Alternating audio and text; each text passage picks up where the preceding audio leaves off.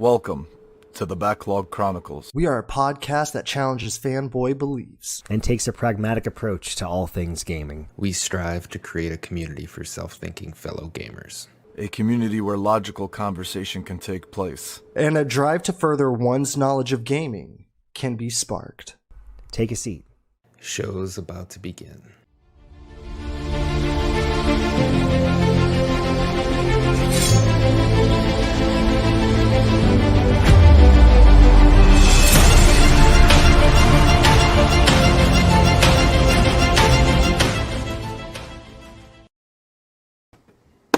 Ooh. Yo, good what was day, that? People. I don't know. That just I came out of nowhere. will say that when I jumped into the stream, it started with Jordan, so I think we had to wait like a few seconds. But you know what though, Dash appreciated it, man. So. Yeah, Dash, yeah, you see that? Yeah. Even Mariano, my fucking son, Pompinator. Oh, God. What is up, guys? What is up, everybody? Happy Father's Day on this Sunday. Good to see everyone here with us. Appreciate you guys. Game positive. Intro so fresh. Thank you, man.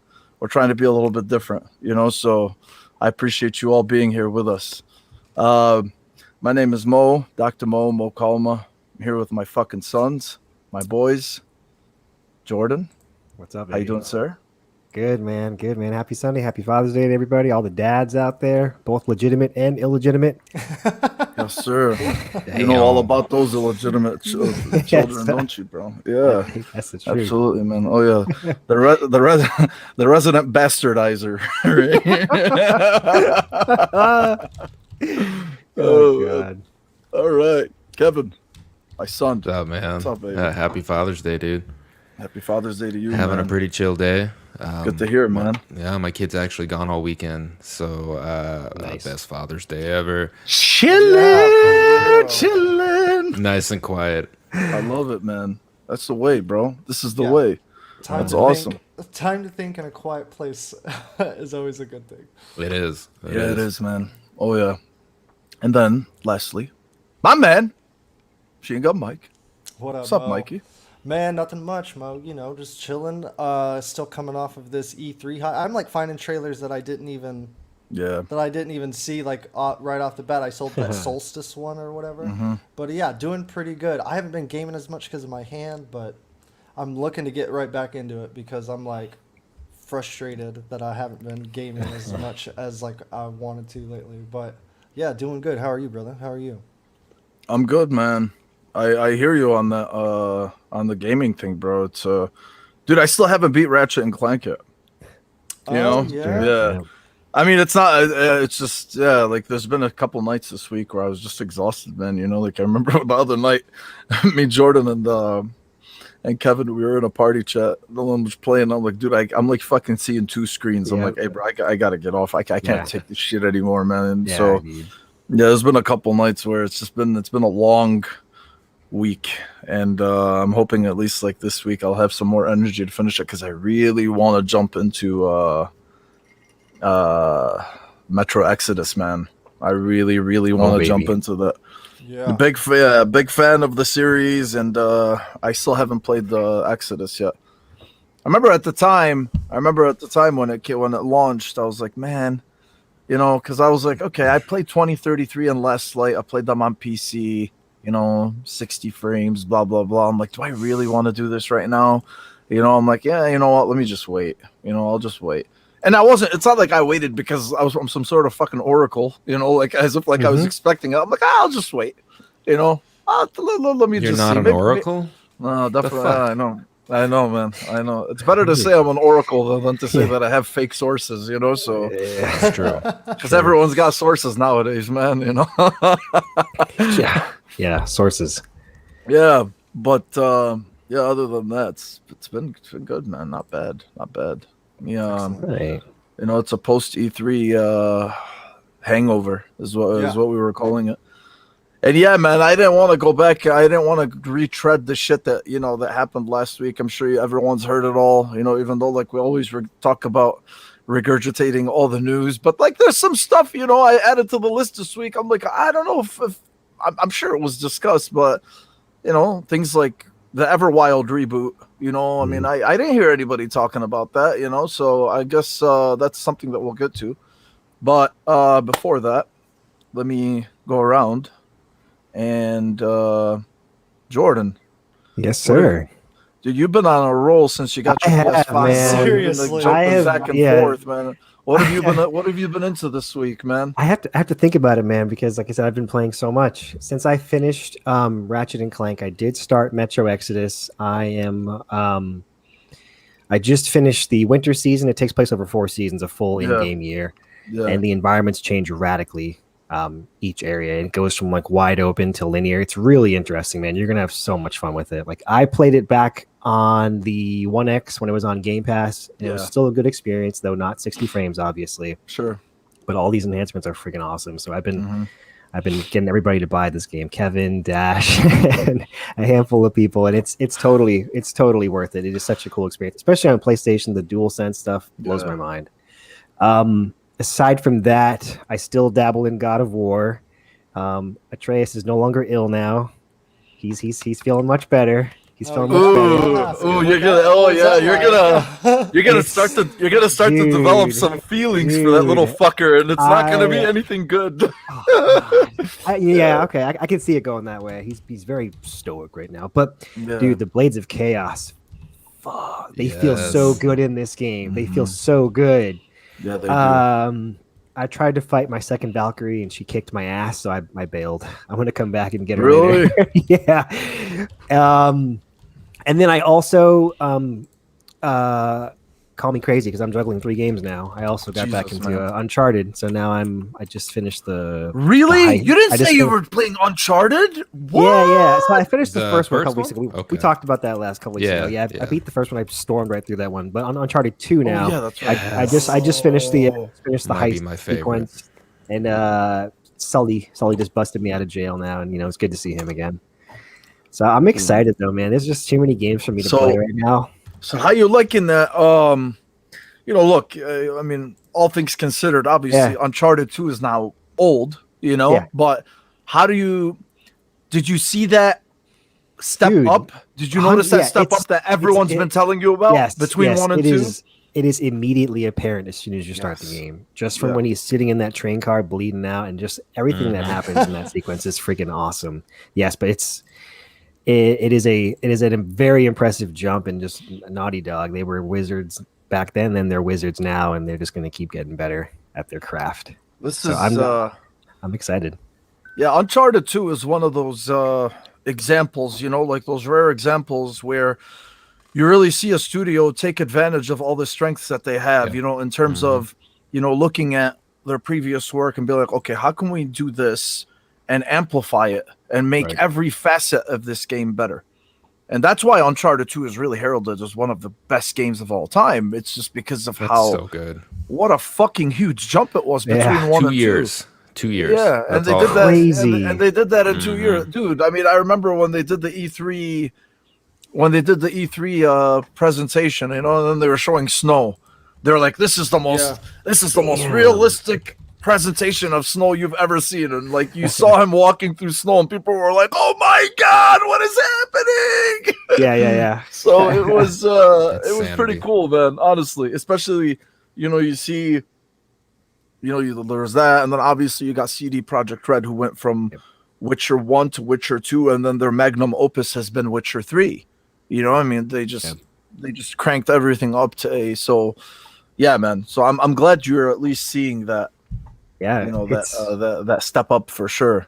Absolutely, man. And then even like 3, I think, had a pretty impressive leap, and then 3 to 4 obviously is like a whole other level. But dude. I am living up to our name of the Backlog Chronicles. Yes, you are, my friend. You are carrying that backlog torch. I got it. We are frauds, man. We barely talk about the backlog, and in you come, and you have been the backlog. You're the backlog connoisseur, baby. I love it. Get it. We're shedding our skin. Amen. Kevin, my son. What have you been playing, bro? Well, I fucking platinumed Ratchet and Clank. Yes, you did. Yes, you did, asshole. I did it. Very I did it jealous. live in party chat with you guys. I was Yeah. very excited. It's only like my second or maybe third platinum, maybe second. But I really, really like that game. It was amazing. I had a fucking great time. So It's I can't awesome. I can't say better things, more things and better things about that game. I really enjoyed it. And Jordan made me buy Metro Exodus on the PS5, $20 Got him. for the gold edition. I am this fucking close to doing that. Dude, it's Do it such a now. good deal, man. And the It's on sale for- DualSense integration is really, really nice. Play with some headphones on, and it's pretty immersive. I'm having a better time with it than I did when I played it on Game Pass. Good, Kevin. Nice. And I think it's the 60 FPS, and everything's so fucking pretty. And I'm also fucking just playing it on easy mode because I don't give a shit.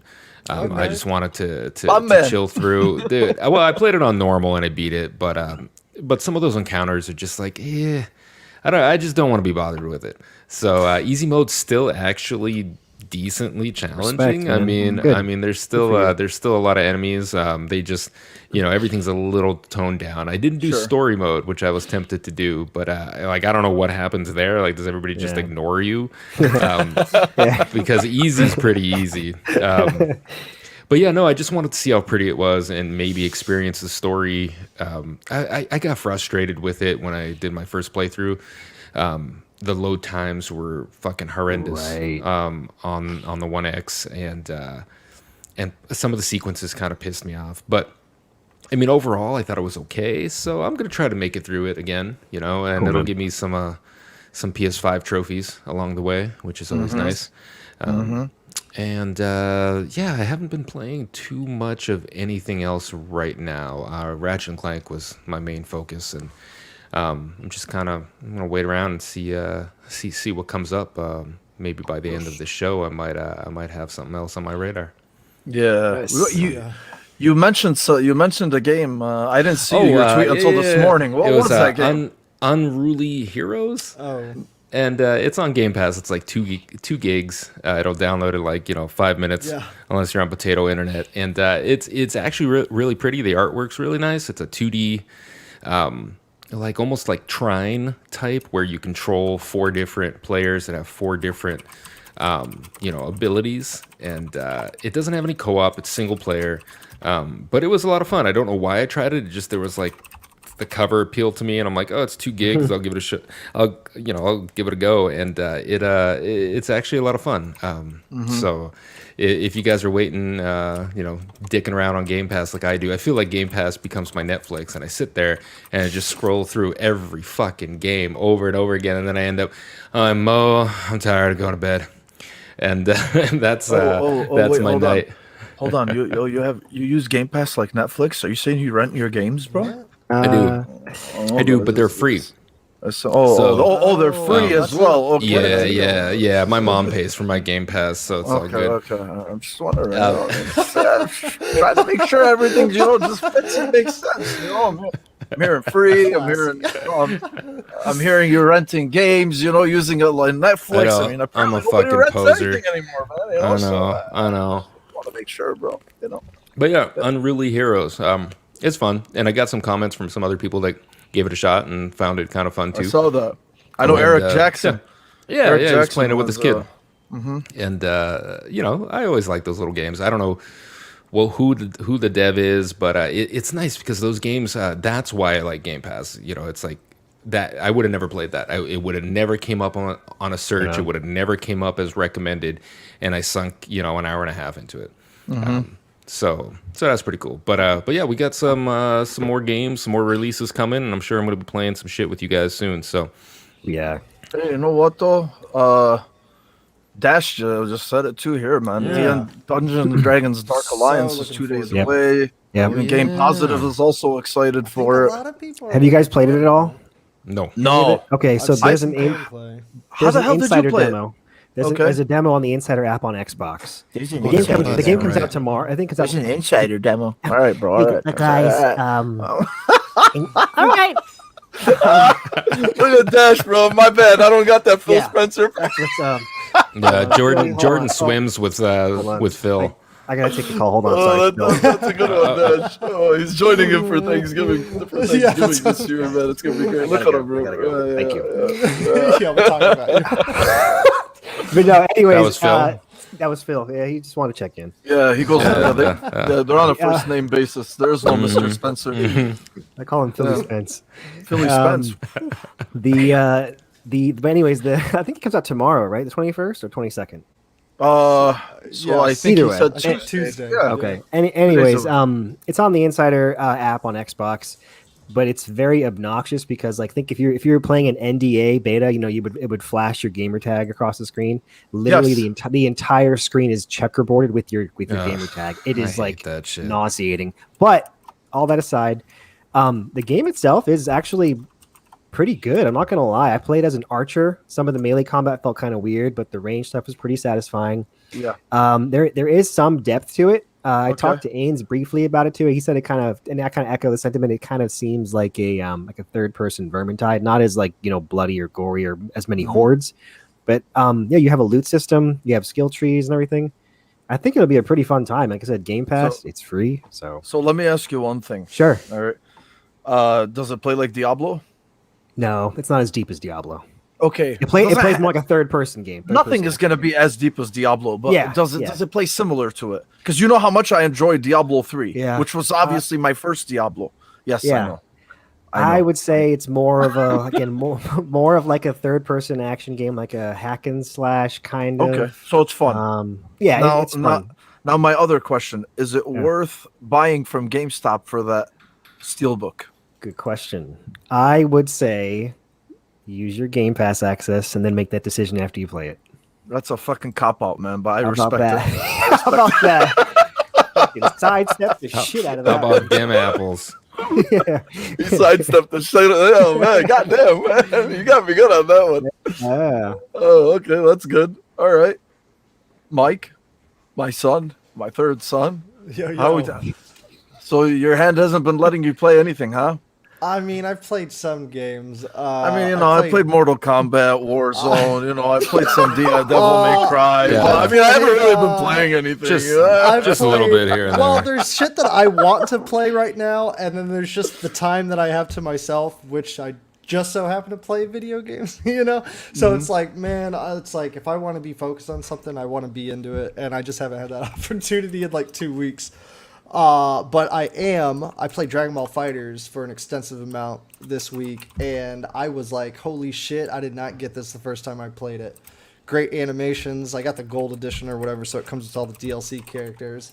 A little bit of me is like, I'm done with this fighting kick, and I don't want to go through all these characters to see which ones are cool. Like, it got me into Dragon Ball Z again, and I was like, man, maybe I should just get that Kakarot DLC with Trunks and all that other shit. I might go that direction, But I'm on the back end of my fighting game kick just because like now I finally understand how much it actually takes to get into a single game. So I'm good on Mortal Kombat. I started Wolfenstein 2 because you guys were talking Metro and I want that like just walk through. How far fuck had shit you, up. How far I did didn't you get dude, I made the choice. It's and then his hand. and then I was like shit. I remember when I first played it on PlayStation 4, I like killed the rookie dude. I let the rookie guy get like chewed up. But when I started my second playthrough, I remembered it too late, and I was like, "Oh yeah, I let the old guy survive." Because I remember going in the room, and he was like, "Oh, you should have let me fucking die with the blah blah blah." And I was like, "Oh man, that's a good point. That's a good point." But I was thinking like, I need your experience for the war. Fuck the rookie dude. But so I was like, "Oh, I got to restart it and That's like so good. make sure I want that like that roughness around the edges. I want. You're playing that the first a lot. one, right, Mike? The first Second one. Second one. Okay. New okay. Colossus. New Yeah, Colossus. yeah. Okay. Oh man. What a They're all weird. Some of that shit I look at, I'm like, how did they get away with that? Yeah. Like- Machine Games, man. Dude, that is They insane. are awesome. I remember the They first are one awesome. when we got on the moon, and you're just like, whoa. Well, I mean, the whole game is like, whoa, just Totally. hardcore. Like, Totally. Is that the one that starts off in the wheelchair or no? yeah, That's and the you're at the second one you start hospital. in the wheelchair. Okay. Okay. That's the second one, bro. Yeah. You go to the there's some crazy shit that happens in the second one too. You definitely end up out of the you definitely end up out of the Earth's atmosphere for sure. Yes, you do. Yeah, Wolfenstein's a trip, man. It's a fucking trip, man. Mario Party is. 64 So good. positive. Yeah, I'll just play Mario Party on the Switch. The controllers is light enough to where I can just like barely move. Oh shit, this is great, man. Dude, the button mashing will destroy your fingers. Do you want them to be crippled? I broke my scab on It'll delay the healing. Yeah, exactly. But yeah, man, I've been kind of going around, been watching a lot of trailers as well because there's, like I said, like there's trailers that we haven't seen. I was sending you guys some Solstice, a few of those, whatever. Like hearing people talk about games like gets me wanting to play other games that I don't really like get into really or whatever. Like I'm really into side-scrolling games right now, and I'm like, ooh, if I might pick something up. I played Mirror of Fate not too long ago. That's what it was. Metroid Dread, same people. I like what I'm seeing, so I got really, really high expectations for Dread. But yeah, that's pretty much it for me. What about you, Mo? What are you playing on? Ratchet and Clank, right? Yeah, I was like about to playing Ratchet. Yeah, I'm playing Ratchet and Clank. I'm actually I'm pretty deep in it now, but you are. Yeah, I'm pretty deep in it, but I wanted to the other day like my ADD was taking over and I was actually about to install Metro Exodus and then Jordan's like, no. Yeah. Finish the game. Right. I'm like, all right, man, I'm sorry. Yes, you're absolutely right. So so I'm trying to just finish that right now, man. I'm pretty far in it. And then played some Halo last night, Halo 5 with Jordan and Ains and these guys. Yeah, that's really honestly the extent of it, dude. I've been like on a Sopranos binge with my wife. We've been watching it. And I was telling you guys, it's my favorite show of all time. Is this like your second run? This is my third run. Okay, so it is that good. Yeah. And I was and the thing is like I don't remember like there's 10 years between my wife and I, right? Like I'm 38, she's 28. So, because growing up, like that just wasn't her generation, like Sopranos. And now, like we're watching season 2, and it's 20 years old, man. It came out in 2000. Wow. That was 21 years ago, right? So I was thinking, I'm like, okay, I don't know how this is gonna be with her because now everything nowadays. I think me and Game Positive the other day we were talking about this on Twitter, because now Sopranos is that show that just completely relied on character development and the narrative, right? There's no big flashy spectacle. There's no visual effects. There's no set pieces. There's nothing like that. Dude, she loves it, man. She's more addicted to it than I am. So that makes me proud. Yeah, that's it, dude. Honestly, it's and then just kind of gaming news, slow gaming week. Mm-hmm. Metroid Dread. That was probably the only thing that I really cared for out of the that Nintendo event. I know there might be some Nintendo fans. I'm a Nintendo fan, dude. For as much shit as we talk about Nintendo, we really all are Nintendo fans, right? But I think like we're getting to that point where we're just like, yeah, but what else do you got? I think we've been through enough years in our lives where they just keep feeding us the same stuff. We're like, yes, take me, yes. Take it. But now I think like we're, I think our generation, the people that grew up playing it, yes, we all still love Nintendo, but I think we're all getting to a point where we're probably just expecting more out of them, and they don't necessarily have to cater to us, right? Because whatever they're doing is clearly working from a financial perspective, and everything else. So they can just tell us like, hey man, fuck off. We'll just keep pushing Animal Crossing and all this other shit. And you're going to buy it whether you like it or not. Yeah. But for me, like seeing Metroid Dread, I'm like, oh, this is cool, man. Okay. This is like a fresh take on it. This is different, even though it's 2D, disappointed it wasn't Prime, but it was, it looked good, man. I like that whole Nemesis type of, either Nemesis or Mr. X type of situation where you're completely fucked, unless like you figure out how to get out. And they did that in Metroid Fusion, I believe. It was either Fusion or Samus Returns. I can't remember which one it was. I hope somebody's I can't exactly remember, but this is kind of like building on that. But I still want a 3D Metroid. I want a proper 3D Metroid Prime. Not going to get it right now. Probably not going to get it until I'm at least 40. I've already accepted that. So. Okay, you got this shit scheduled out, Mo. I understand that. Yeah, for sure, man. Oh, yeah, definitely. Yeah, we got this figured out. But, yeah, so that's where we're at this week. Yeah. Doom Killer, my man. Nice to see you here, brother. And then who else? Tainted Brian. Tainted Brian. That's fucking hilarious. Brain! My man. Good to see you too, man. Welcome, everybody. All right. So let's get into it.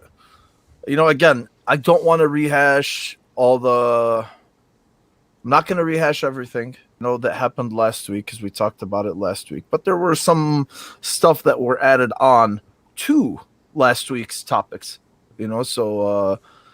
let me see. The first one really is Starfield. Yes, more Starfield info. I know. I'm really the type of, I'm at a point with Starfield where just give it to me when it comes. I don't really care how much I know about it anymore, but because of the show and obviously because of this information, I'm willing to talk about what my expectations are, or at least like just based off of these little tidbits that were given by Todd Howard, aka God Howard, that some people are calling him. So, yeah, dude, I thought that was pretty. I thought that was pretty funny, man. Funny. Then what's up, Joey? Good to see you here, brother. So, yeah, let's see. Let me start. Where the hell is that thing? So, apparently, he said it's Skyrim in space. That's how he described it. He said you will join an organization called Constellation, who are a faction of space explorers. Players will set up their characters' backgrounds with Skyrim-like customization, as you might expect from a Bethesda title. He basically described it as a Han Solo-like experience. Get on a ship, explore the galaxy, do fun stuff. Really all just came from him. So, the other thing, he called it like... he said that they had trouble nailing down the game's art style, but they eventually settled on NASA Punk, which I thought was interesting. Okay. Yeah, and then the other cool thing about it too is like, man, this is a game that they've been trying to develop for 25 years, right? Like, I mean, this is something that's been in the works for a very long time, and they figured like now we are at a point where we have the technological advances, in gaming where we can actually make it a reality. They said it's 300 years into the future. There were some other details too that I saw. Let me see. Gameplay is so they're going to reveal more gameplay closer to launch, which is still a year and a half away. First and third person alien races confirmed. We talked about this last week. Actually, we didn't know if there was going to be alien races or not. Or no, wait, we didn't talk about it last week. I'm sorry, it was on Game On Daily. Mm-hmm. We were talking about whether it was going to be, alien races like Mass Effect, right? And I'm like, I don't know, man. I can't see it. Just the vibe that they're giving with this game, I can't see it. Where like. You go to like these fucking hubs and you see like these blue female warrior race, who are just so horny and shit. Like I'm like, there's no way. Like, obviously it's not going to be the same, but right. I just wasn't expecting it to introduce that, but apparently it did, and it doesn't necessarily have to be like something crazy. Alien races, sure. Hundreds of hours of gameplay. Obviously, we said NASA Punk. It's more hardcore RPG than they've done before. That was also something great that I loved that they mentioned. And they also said, man, the other cool thing is they're really diving into like the whole spiritual religious thing, like undertones that they're using, and then they're creating like a very, very deep library of lore for the game, kind of like Skyrim and Fallout and whatnot. So I'm personally expecting this to be and I keep saying this, I keep expecting this to be what Star Citizen was promised to be, right? Because if you're talking to us about a experience that's been 25 years in the making, if you've been planning this game for 25 years, right? I mean, imagine 25 years of planning, of ideas, like monthly ideas, weekly ideas. Hey, we got to add this. Hey, we got to add this. Hey, we got to add this. You know what I'm saying? So I don't know. Are expectations too high? We still don't know shit about it, outside of what was shown and outside of these little tidbits. But if they deliver on this vision that they are promising, okay, this is going to be something very special. Like, it's so And that's at least the way that I see it. If they deliver on this vision. Right now, I think it's funny, you know, when people say like, "Oh, I'm really, you know, I'm not going to say I'm anticipating this game more than something that I've seen gameplay for." Right? If you see a preview for a game and you've actually seen gameplay, that's something, at least in my opinion, this is all subjective obviously, but that's something to me that's worth being more excited for. But I can definitely tell you, like, this game, the way I see it in my head is if they deliver on the vision that they're selling to us, it's going to be absolutely fucking huge. Like, probably the biggest game they've ever made. You know what I mean? So, yeah. Jordan, what do you think of all these details? And I know you're a Bethesda fan as well. You know what I mean? I am, man. I am. I mentioned a little bit on Bitcast the other day, like as far as specifically Bethesda developed games, for me, my favorite was Fallout 3. I didn't enjoy Fallout 4 as much because they kind of simplified or toned down some of the RPG mechanics there too, and then the whole base building stuff just did not jive with me. I didn't care for that at all. Skyrim was great too, though. Sunk many hours into that. But as far as if I had to choose between sci-fi or fantasy, I would choose sci-fi. So this whole NASA punk style, it looks really cool just from a visual perspective. Mm-hmm. I want this new engine to not be a buggy mess at launch. That's probably wishful thinking, but they could seriously do a lot of really cool stuff with this idea. Right. If they want to go big, you know, I want them to give us, you know, worlds or planets to explore and really kind of dive into. You know, I think about how much I enjoyed what I've played of the Outer Worlds and how that kind of felt almost like a spiritual successor to Fallout games. Mm-hmm. But those little planets, they're very, very small little maps. You don't really get to explore a whole lot there. It's a good game, but again, I think that if they can take that idea and flesh it out further into again multiple expansive worlds to check out, I think that would be awesome. Beyond that, I really want. I forgot I'm lost now. Like I said, there's just too much. They've given us a hint of what to kind of expect, but again, it's still just kind of this. You know, we're going to speculate and kind of presume what we're going to get out of this. I'm looking forward to seeing basically what they intend to show over the next few months leading up to its launch. I'll leave it at that. Abbas says, I feel like we're going to be killing bacteria in this game. Oh, God. It's actually just a janitorial game in space. If it's that scientific, hey, man, I'm all for it. Yeah, apparently, because they said, like, it's scientifically grounded. You know, I mean, so I actually like that. Yeah, a component of loot would be like, oh, I'm running out of Petri dishes. Like, I can't do this thing. Yeah. Whatever the hell it is, man, it's going to be fucking tight.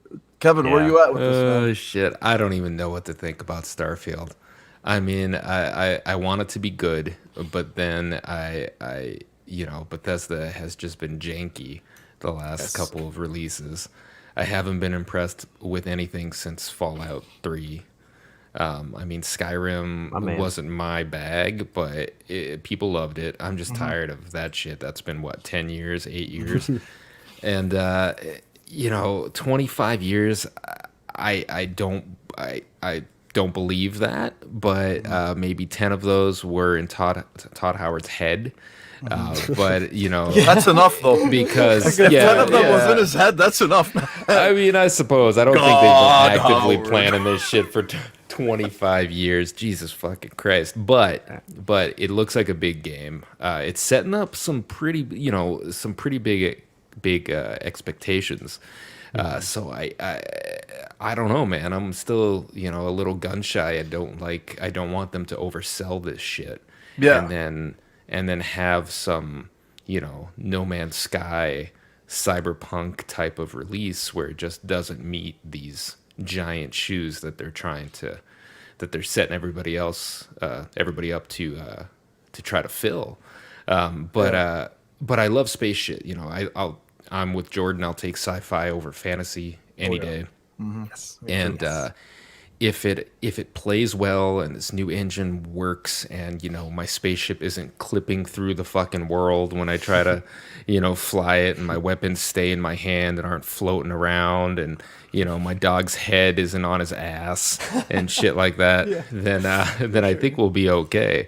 But I'm always excited for shit like this. I love I love first person type of games like Fallout, and Outer Worlds, and so I'm totally for this. I hope we're not fighting bacteria. Killing them. Invisible bacteria Killing that we bacteria. need to put on a microscope and shit, killing bacteria. No, I mean, I'm excited. We'll see, where this lands. There's gonna be hype, man, and I can see them bundling this game with with Series S and X consoles in the future, and really making the most out of this. So let's hope that that God Howard isn't full of shit. God Howard. yeah, but I'm excited. I'll stay positive. Game Positive made a good point here. He said, one thing I'm hoping for with Starfield is a very memorable villain. Hard to create a mascot when you create your own character, but Xbox needs more icons, and a good villain could help. So this really could go, and the reason why I highlighted that is to kind of like piggyback off of what you said. Like, I mean, if it's something that special where they can actually bundle it up with Xbox consoles, and just be like, hey, this is the Xbox game that a lot of people have been waiting for. Mine personally is Halo Infinite, but I think it's man. Like I'm saying, like if if they continue with that, if they stay on that vision, and then obviously we said last week, the whole new engine, there's a brand new engine for this game. What was it called? I keep forgetting what it was called. Creation engine. Creation 2. Creation 2. Yep. Yeah, so, and I think they really doubled down on that too, just because of the fact that they can tell, man, the engine, their older engine was just starting to really age, between Skyrim and Fallout and Fallout 76. Yeah, man, it was just really starting to show its age. So I think this is probably another reason why they figured they're like, let's just push this. Let's just roll with this old engine as much as we could until we have the proper tech, and then we'll be able to expand further on it with this new engine. So if they, again, like, it's not gonna fucking, it's not gonna solve world peace, but if it's something that again, like if it's like this intergalactic travel, like you're promising or whatever it is, which again, what Star Citizen was promised to be, that definitely for sure. Mike, where you at with Starfield, man? You excited? You're not? We didn't even get to really talk about it last week because we were just going down the There's so much, right? Yeah. When I hear, so I'll just kind of go from the beginning and kind of like up until like how I feel right now.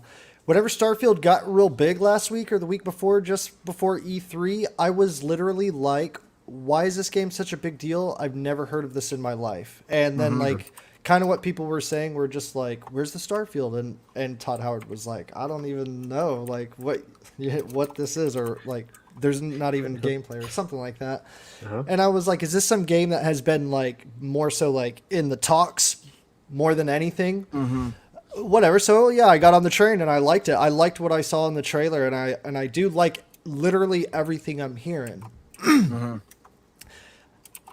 I always try to get into a space game. When I think Starfield, I'm just like, I should probably just play Mass Effect, But when it comes to space, I think I really need like I feel like Destiny did the best like space thing when it comes to like my taste in space, I guess. You know what I mean? And I like where this is headed, and I like this quote from PC Gamer. This is what Todd Howard said. Oh, shit. God Howard. Yeah, I can't find it. But he said it was like a culmination of, it's like NASA meets Indiana Jones meets League of Extraordinary Gentlemen, a group of people that are still searching for answers. I like everything that was just said right there. All right. But no gameplay. What y'all are mentioning about the Fallouts and the previous games, like, I'm very tracking on that, even though I haven't played them like a session with them. I've definitely played them, though, no doubt about it. Okay.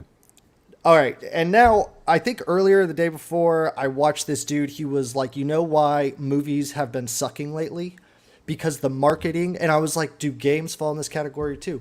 Because the marketing is so good that the games or the movies in this instance can't live up to the marketing hype. You know what I mean?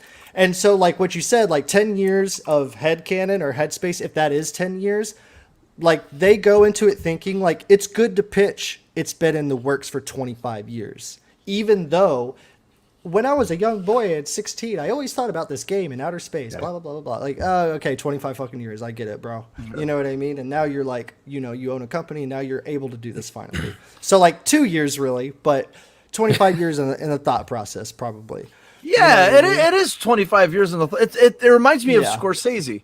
Scorsese was planning Gangs of New York for over 20 years, right? And then finally, when he had everything together, right, like the. He even forced, like, I'm sorry, man. Like, no, I love this stuff. So he wanted Daniel Day-Lewis for Bill the Butcher, right? Okay. He refused to have anyone else play Bill the Butcher but Daniel Day-Lewis. And at the time, Daniel Day-Lewis was retired. Yes, right? I do remember. He fucking forced him out of retirement. Obviously, money talks, you know, but still. Yes, like, he told him, he's like, no, man, I'm retired. He goes, motherfucker, you were born for this role. I want you. So... yeah, like the whole planning thing, I get it. We joke around about it. It's not like it's been in development for 25 years. Yeah, definitely, like right. The fact that they keep mentioning that, you know, I mean, I don't know if it's just like for marketing talk or if it's really like, holy shit, man, damn, this is gonna be crazy. Yeah. So, and you're correct, Mo. Like I liked all the points that you were making earlier because it reminded me of the marketing thing or whatever. Yeah. And it could be where it's just like, ooh, it would be really cool if we could do this planetary thing like Star Citizen was promised, but we didn't have the tech at the time, kind of like what Jordan's saying. Like, I'm totally tracking on that. It could go either way or whatever, but I do like this. I do like this, and I just hope that there is... I mean, I couldn't tell you what I want to grab me, like what it is that needs to grab me with this game, but I do have a radar on it because I am looking for a good space game that isn't Dead Space. You know what I mean? Like, I just want that good WoW journey. This is something I can't imagine in my own brain. You know what I mean? And then just kind of get lost into the plans. play Mass Effect, Mike. I know, dude. I know. I can't.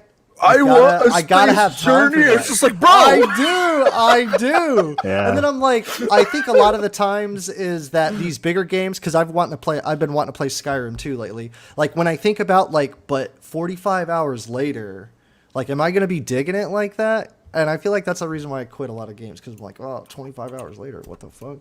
But I don't know.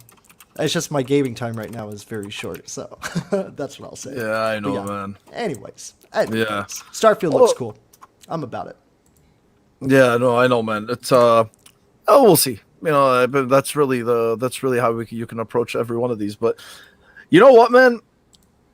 I was kind of surprised and not surprised when they actually said fucking November. No, 11/11/22. You know, because a lot of people, you know, there was a lot of talk about like, holy shit, you know, there's it's gonna come this year, blah blah blah, and then they're like, 11/11/22, and we're like, damn, that's another year and a half away, right? So, yeah, you could say COVID or whatever it is, but at the same time, the fact that they were willing to show it and tell us it's a year and a half away means like, okay, like, I mean, my take from that was, they're going to try to make this as tight as they possibly can, you know, because if you've been working on it for that long and apparently, like, you know, you have this vision for it and all this shit, like, I mean, I'm pretty sure like they're going to take their time with it. You know, I mean, they're going to take their sweet time with it. And being a year and a half away, not 6 months, not 1 year, a year and a half. Yeah. So honestly, I was like, I didn't care. You know, I mean, obviously we got a lot of shit to play, but at the same time, I was like, that's pretty impressive, dude. You know, I mean, that was pretty impressive that they were willing to give a release date this far in advance. They could have just been like, all right, whatever, coming soon. You know, and then we would have been into 2022, coming soon. Very true. Yeah. Can't wait for that shit, man. We'll see. We'll definitely see more. The other big reveal was obviously last week was Elden Ring. And you know, some of us here were at a point where, you know, we really don't want to know more, you know, about Elden Ring or, you know, but I mean, some of these details, I think, no more as in like we're done looking, we're done like watching or whatever. Like that's it, we're sold, we're in. Even people like me who are only going to play it for like an hour and a half and just fucking put it down, because of the difficulty. But there were some interesting things that came out. There was an article. There was actually a couple things. There was a interview with Miyazaki from Software, and he was basically talking about some of the details about the game itself. One of them, or some of them, being 6 major areas that function as distinct dungeons, and each one of these areas is ruled by a demigod character. You don't have to follow them in a specific order. You can tackle all of them. He said that there's a hub that's confirmed. There's catacombs, there's castles, fortresses, mini dungeons. There's also more in the IGN interview itself. And he also said, the collaboration, between him and George R.R. Martin. So the entire land, right? The Elden Ring setting is called the Lands Between. And that's a name that was invented by George R.R. Martin when he was coming up for the impetus for this world and writing its history and its deep mythos, is what he said. And he said, and we hope that as well as taking away the idea of it being the sort of impetus and starting place for the world, we want people to feel that it's really like an invitation to this mysterious new land. He also said, let me see. Yeah, we want to give a free level of progression and exploration through the Lands Between. So there's a lot of different ways. You won't be able to access everything from the start, but there are a lot of different ways that you can approach each area. There's a lot of freedom as to which order you tackle different areas as well.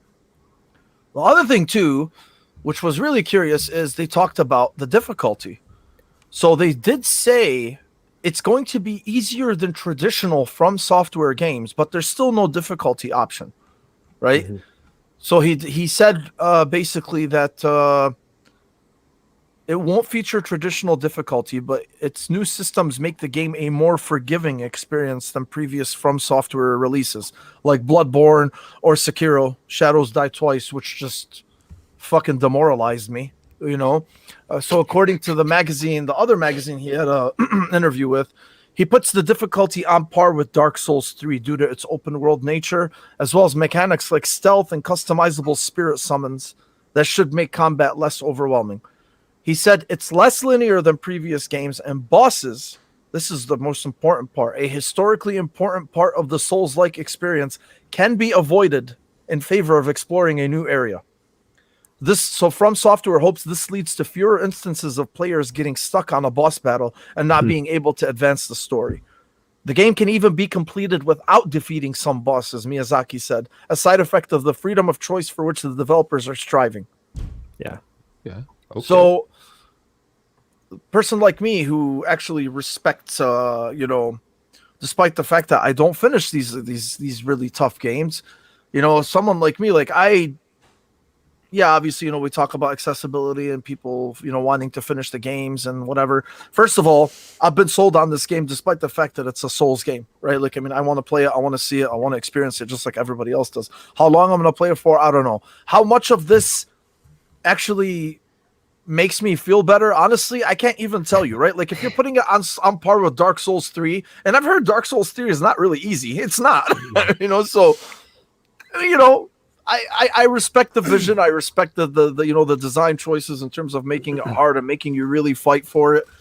Will I take advantage of some of these things? Probably not, just because of my stubborn nature. Because if I feel like I'm playing this game and if the narrative is really, really good, if there's one thing that I've always regretted about these tough games is that I was never able to complete them because I want to see the narrative itself, right? More than anything, that's what's more important to me. I really want to see the story through. And that's really what was disappointing about it. But whatever, I accepted it. But Jordan and Mike are really the resident Souls aficionados of us four. So I'm gonna start with Jordan and then go to Mike, and then Kevin, you and I are the fucking Dark Souls bums, so I'll leave you last. All right, Mike, we're gonna tag team this shit, Mike. Don't worry, we got this. Jordan, what do you think about all this detail, compared to your traditional Souls games? Yeah, is this something that's pissing you off? Are you like a gatekeeper? Okay, I am not. To be honest, not to kind of throw in another wrench into the discussion, but I wouldn't mind.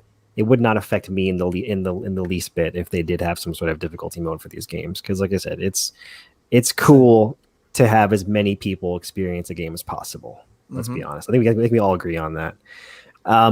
So what they're including in this game, as far as having the ability to summon enemy spirits, and then up to 4 players for co-op, that's awesome. That could definitely make an encounter significantly easier. So I think that's a great thing.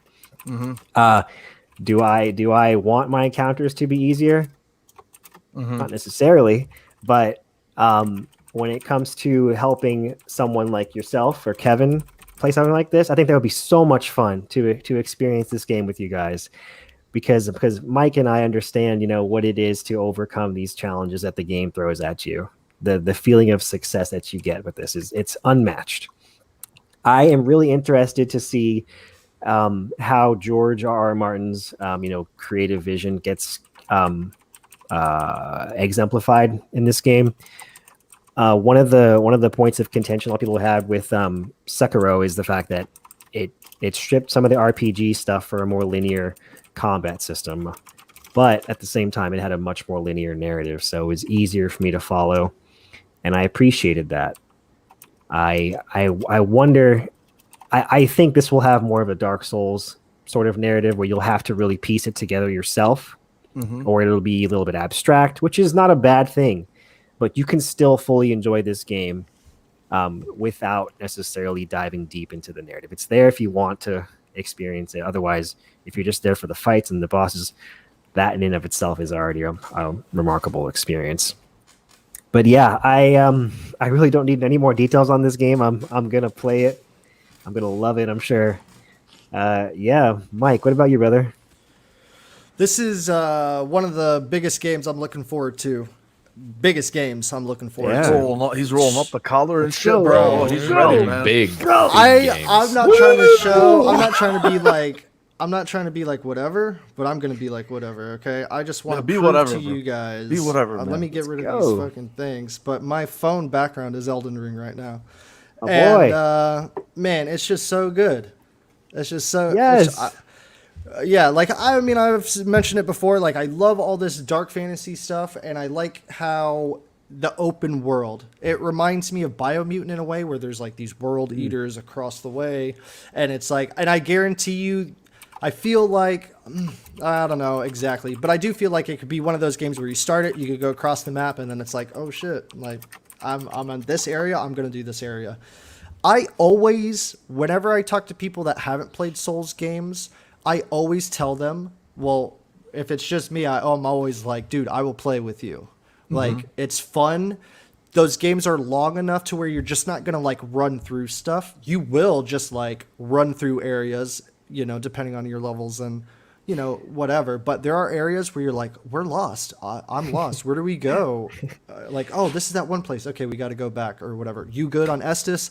Like, should we just, like, go back to a bonfire and, like, restart with our health and stuff like that? So it's a very give and take kind of thing with your buddy. And you got to, it's easy to die in 3 hits or whatever. Yeah.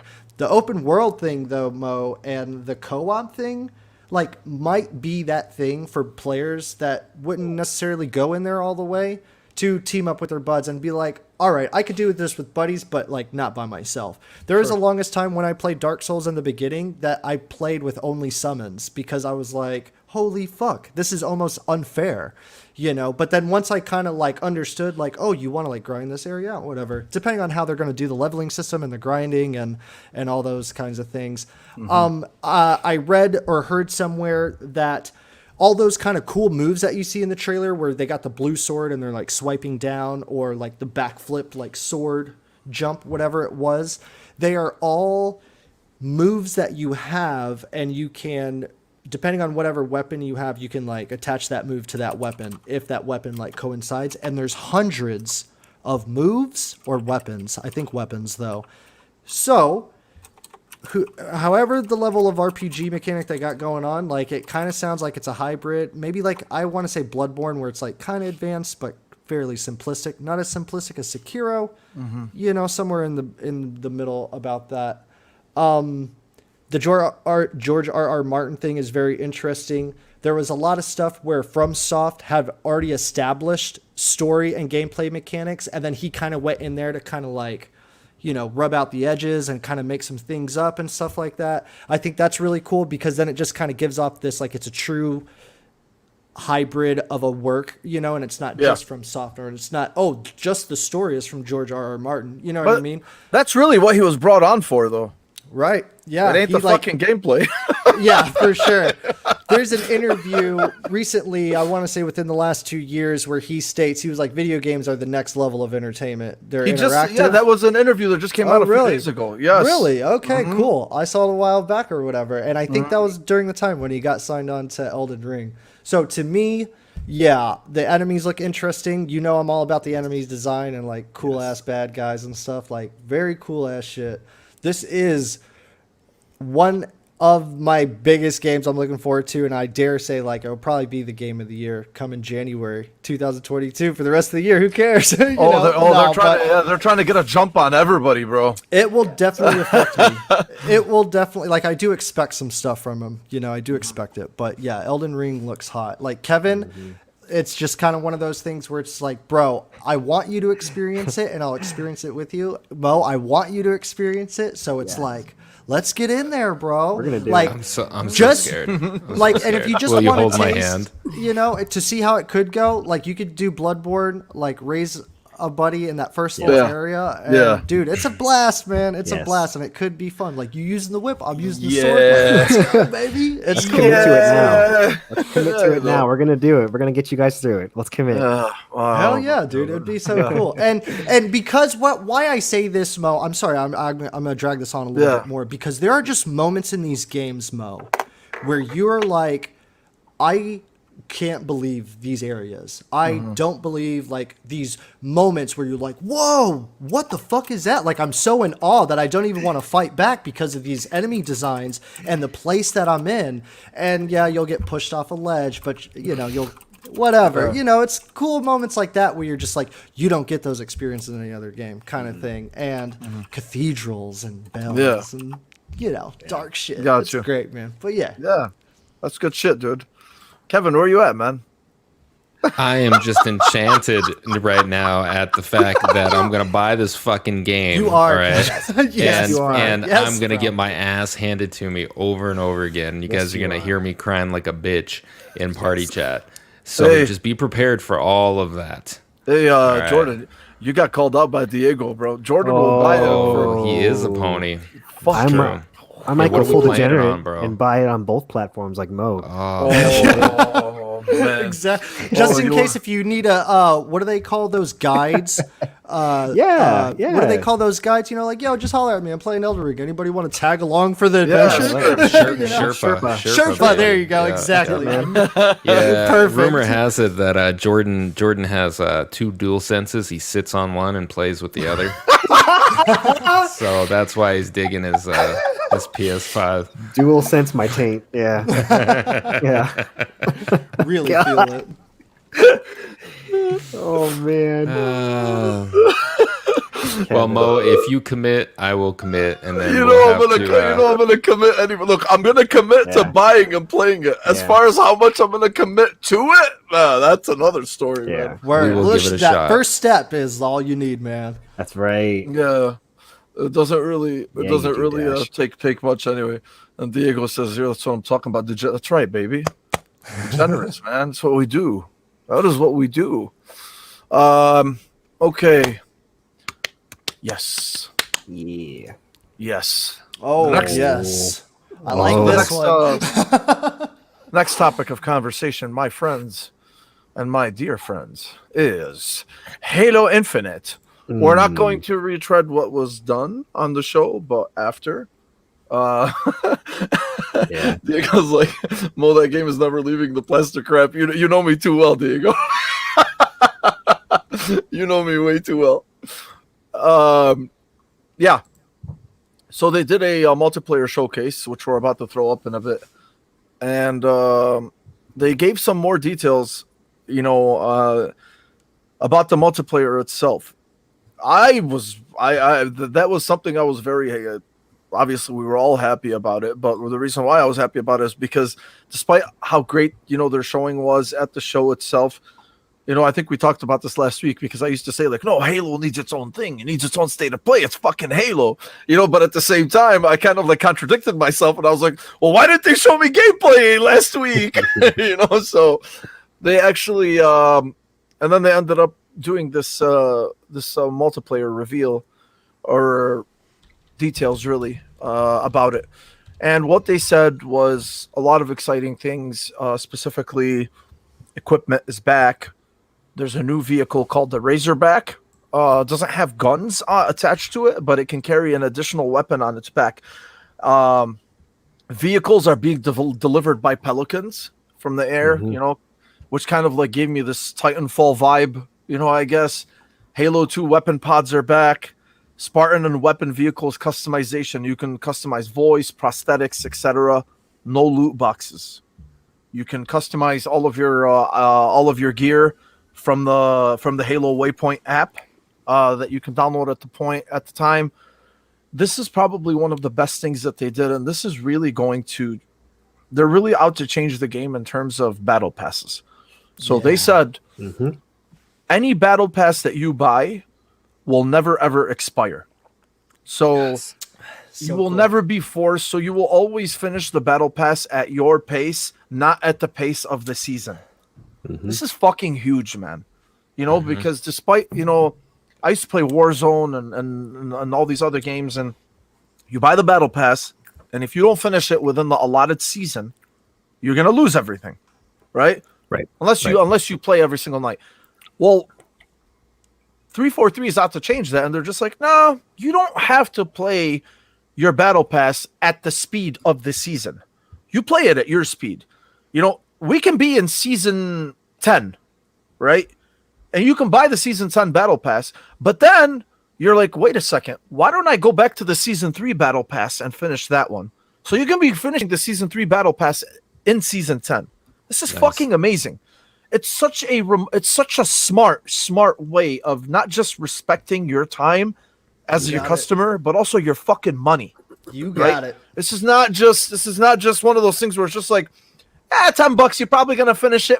Maybe you're not, But no. I mean, when they said this, like, I'm sure a lot of people really appreciated it, but this is the way I was looking at it. I was like, wow, like they are really, really respecting your time and your money.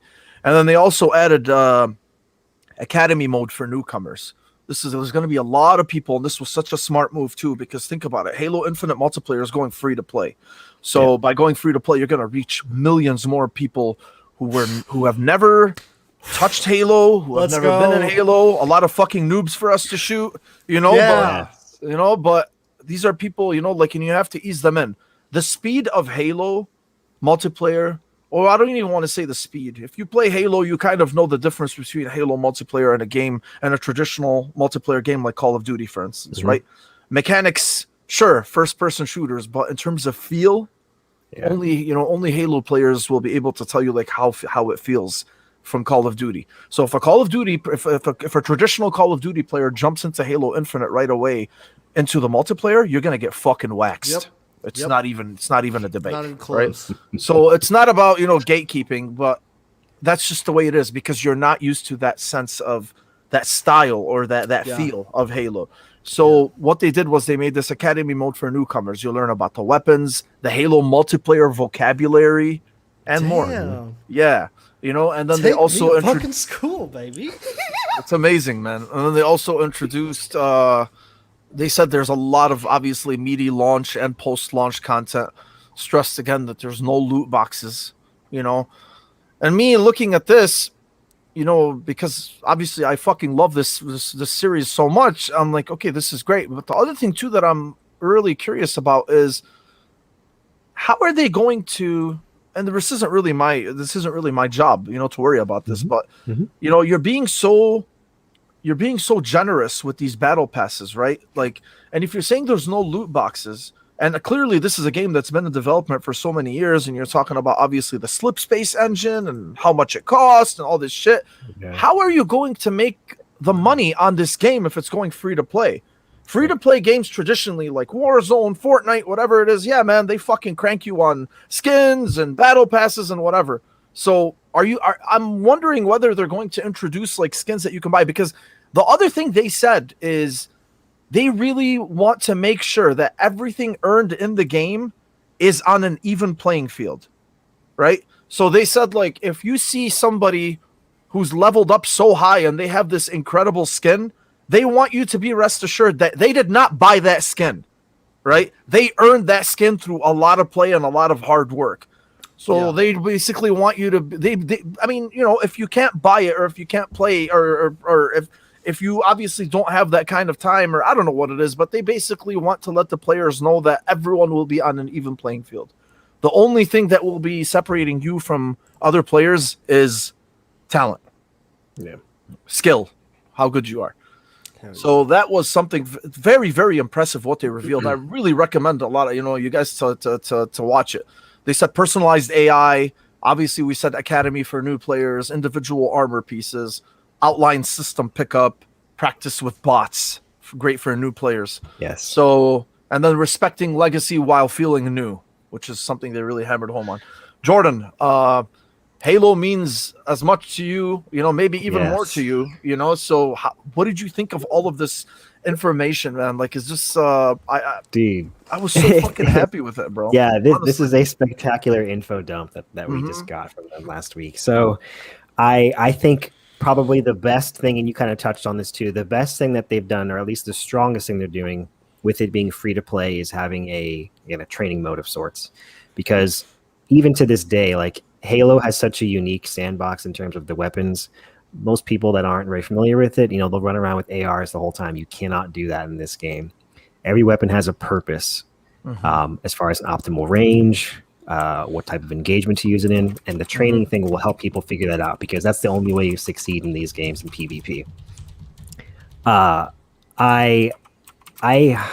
Honestly, as far as how they're gonna try to break even with all this stuff, I don't know. I feel like they might have to at least offer some sort of tier skip system, because that's an easy way to get money if someone doesn't want to put the work in for it. But other than that, you're right. I can't think of anything else they would do if everything that's, again, like you said, that is purely just cosmetic is going to be earnable, or at least unlockable through just normal time commitments and time spent.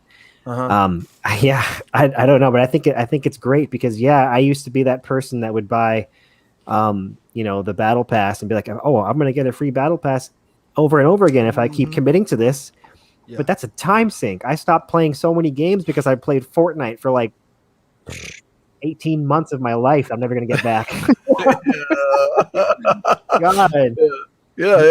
Apex had me too. So this will be a big game changer.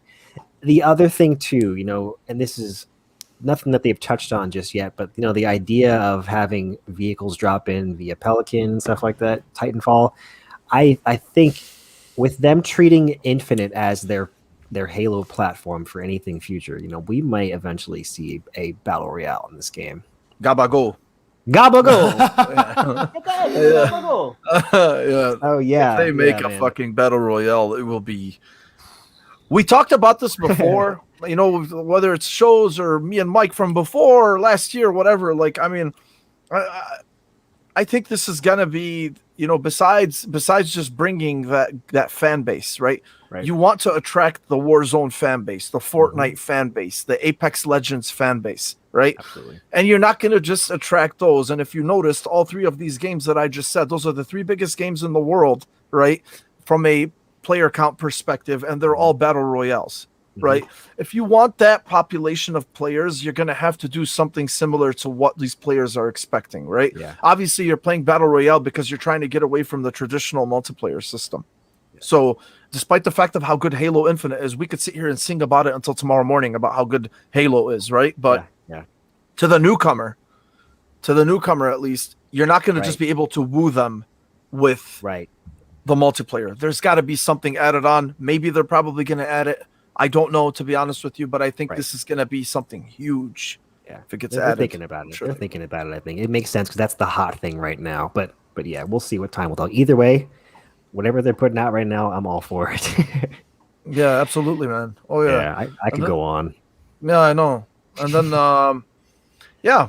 What about you, Kev? Where are you at with I'm excited. how's your Halo hype building up? Man? I've played all the Halo single players, so I'm excited for that, of course. But I'm excited to maybe get into the multiplayer. I haven't played a whole lot of Halo multiplayer, and yeah, at this point, I'm just gonna wait for fucking Infinite to come out before I sink any time in. The Game Pass shit. I'm sorry, the Battle Pass shit might change the game, man. If this game is big enough, I could see other games following, suit, Right. And that would be amazing because I am that dude that buys the pass, gets to level 50, and just burns out because it's an everyday, ordeal. You got to play 2 hours a day if you're decent to get, your level 100 in the 2-3 months that the battle pass lasts. So this is huge. Like if my investment is there and I can activate whichever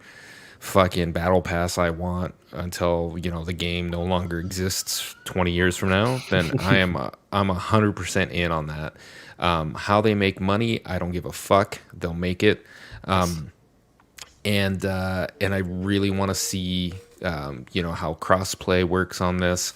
The player base should be fucking huge between Steam and Xbox and fucking Xcloud and all that shit. I mean, there should be a lot of people playing this game, and I want it to succeed.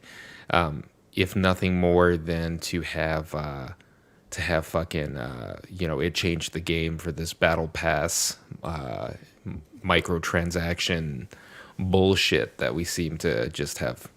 Well, right. I mean, we just give up, right? I mean, it is what it is. $10, and then it'll be 15, and then it'll be 20, and then so I'm always interested in how people come in and shake the marketplace, and it happens. Every few years, somebody will come in and do something different, and then change the landscape for that kind of game. So I'm excited. I've seen the multiplayer video. And I watched it in 4K, I think, and it looks really, really good. So sexy, bro. Pretty. And a lot of the animations look pretty nice. The physics look good.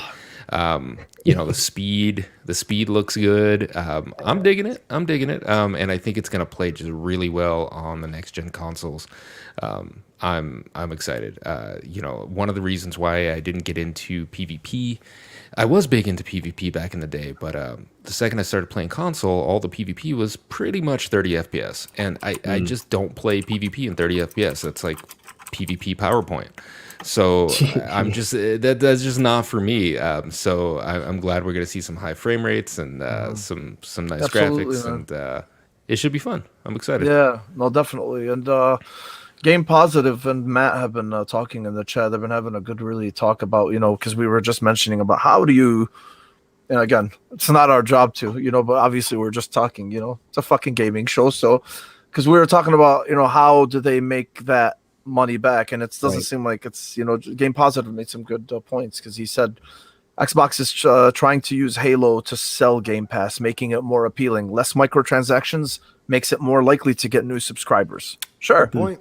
Yeah, that's a very, and he also said it's the long game, so it's definitely true, and then so that's a very good point there. But I mean, really, they can afford it. They can definitely afford to take that hit. But I mean, they figure at some point, of course, this is going to be profitable for them. So, yeah, Mike, you were never a huge Halo person, but where you at with all this info dump, man?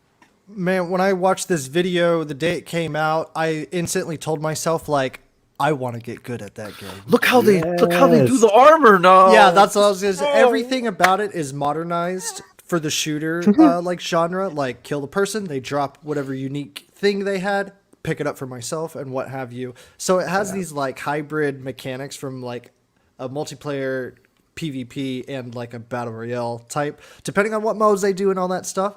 The battle pass thing, just want to hit on that real quick. That's going to keep players playing no matter what.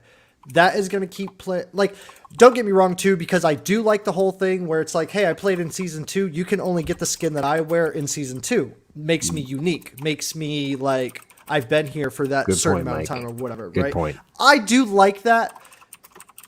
I mean, on the back end, oh, I can't get the skin. Hey, man, it's just, that fucking sucks. Should have been playing earlier, kind of thing. Right. Like, I'm okay with that attitude. It does suck, but don't get me wrong. I like it on the receiving end, This right here, though, because whenever they said you can play battle passes as long as you want, you can pick and choose and yada, yada, yada, I was like instantly like, so your gameplay is going to be every time you play, you will always be progressing something, whatever it is.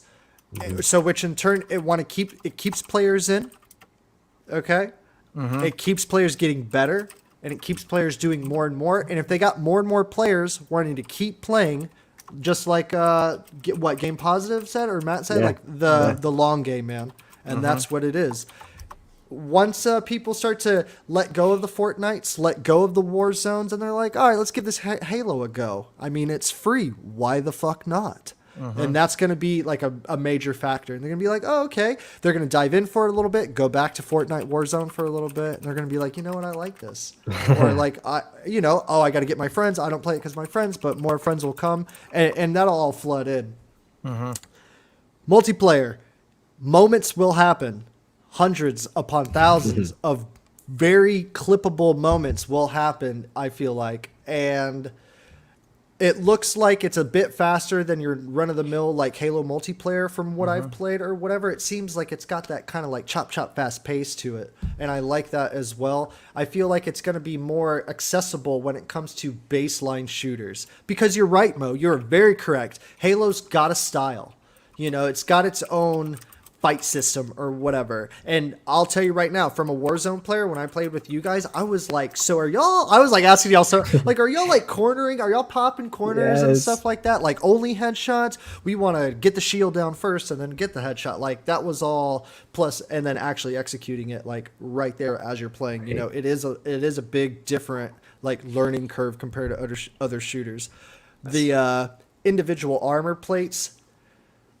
That is what I'm talking about, guys. That is what I'm talking about. You have to take a deep breath for that one. Well, because I want those armor plates where it's like, you're 5 seasons deep and they're like, oh man, that dude finished season 3. Like that's that season 3 armor, bro. Like, all right, I'm motivated. Let's go back to season 3 battle pass. Like, let's do that. Yep. You know what I mean? And that's why I like all that unique stuff where it's like, dude, this guy put the time in, no doubt about it. That's why he has so many kills or whatever. Look at his armor. Yeah. I like that. That's cool. But it's tight, man. The moment I saw this, I was like, I want to get good at this game. And I want to look cool as shit. You're going to get good at this game, my friend. Got it, Mike. Yeah. Like, the Xbox controller is made for a first-person shooter. Period. Thank you. It is, Amen. Dude. Like, it is. Well, it's not even a question. Yeah, no doubt about it. I'm so hyped for this, though. Very hyped. Cannot wait for this. Yes, sir. Absolutely, man. Whew. Yeah. Game Positive again too. He's like, I think it's pretty sweet that a lot of skins and cosmetics are locked behind gameplay challenges outside of a paid pass. Right. Brings back Vidmaster Challenger vibes from Halo 3 ODST. Gotta get recon. So yeah, dude, it's cool, right? Because like you could be, like I said, you could be in season 10 and you could see some fucking outfit, or some armor somebody's wearing, and they'll be like, or you ask them, like, hey, where'd you get it from? Oh, I got it from the Season 3 Battle Pass. Well, I'm going to go back and play that Season 3 Battle Pass then. Fuck this shit. Really cool, bro. I can't wait, man. I think we're really fucking excited for this. Okay. Next topic. I don't know why this hasn't really been discussed very much, but this was posted on VGC, videogameschronicle.com. So it's about Everwild. So apparently they asked why wasn't Everwild at E3, and apparently it's been completely rebooted. Sources suggest Rare is starting from scratch. Not my sources, VGC sources. Yeah. I don't have sources. Okay. Sources suggest that. Yeah, I'm just an oracle. So apparently that the game was started from scratch, and the studio confirms a new creative director. So apparently Rare's Everwild has been completely rebooted following the departure of its creative director, VGC sources have indicated. And I like VGC, man. They're pretty fucking spot on with a lot of shit. Their reporting is excellent. Original IP was a notable absentee from the Xbox Bethesda showcase. Okay. And especially considering Rare debuted new trailers for the game at each of the previous 2 big events. the showcase last July, and then XO19 in November 2019. And according to their publishing sources, it could be a while before we see anything, and even longer. Apparently, the last year's departure of the creative director Simon Woodruff, which was reported by VGC, that has led to a complete overhaul of the game's design and direction, as well as significant changes to the senior leadership. And it says, according to people with knowledge of Everwild's development, the game's design has been essentially restarted from scratch, which means that it's going to be several years until we see this thing. Like, oh yeah. What are we in? We're in 2021. I mean, we're lucky if it's before 2024. You know, Okay. So this also corroborates comments made by Jeff Grubb, who's so-and-so, you know, with his accuracy. You know, yeah. He said that he'd heard Everwild's development was taking longer than expected. And apparently, like, there was just they told them that they're optimistically targeting a 2024 release. Okay, so apparently, like, there was just no creative direction, which is really weird, man, you know, because I don't want to sit there and I don't want to sit there and jump on the whole, you know, all Rare is a shell of its former self, blah blah blah. But it's something like this, you know, like, I mean, what this reminds me of was Anthem, right? Mm-hmm. They had an idea for the longest time. They had no creative direction for which to go in. Obviously, we know how that ended up being. It was a complete clusterfuck, right?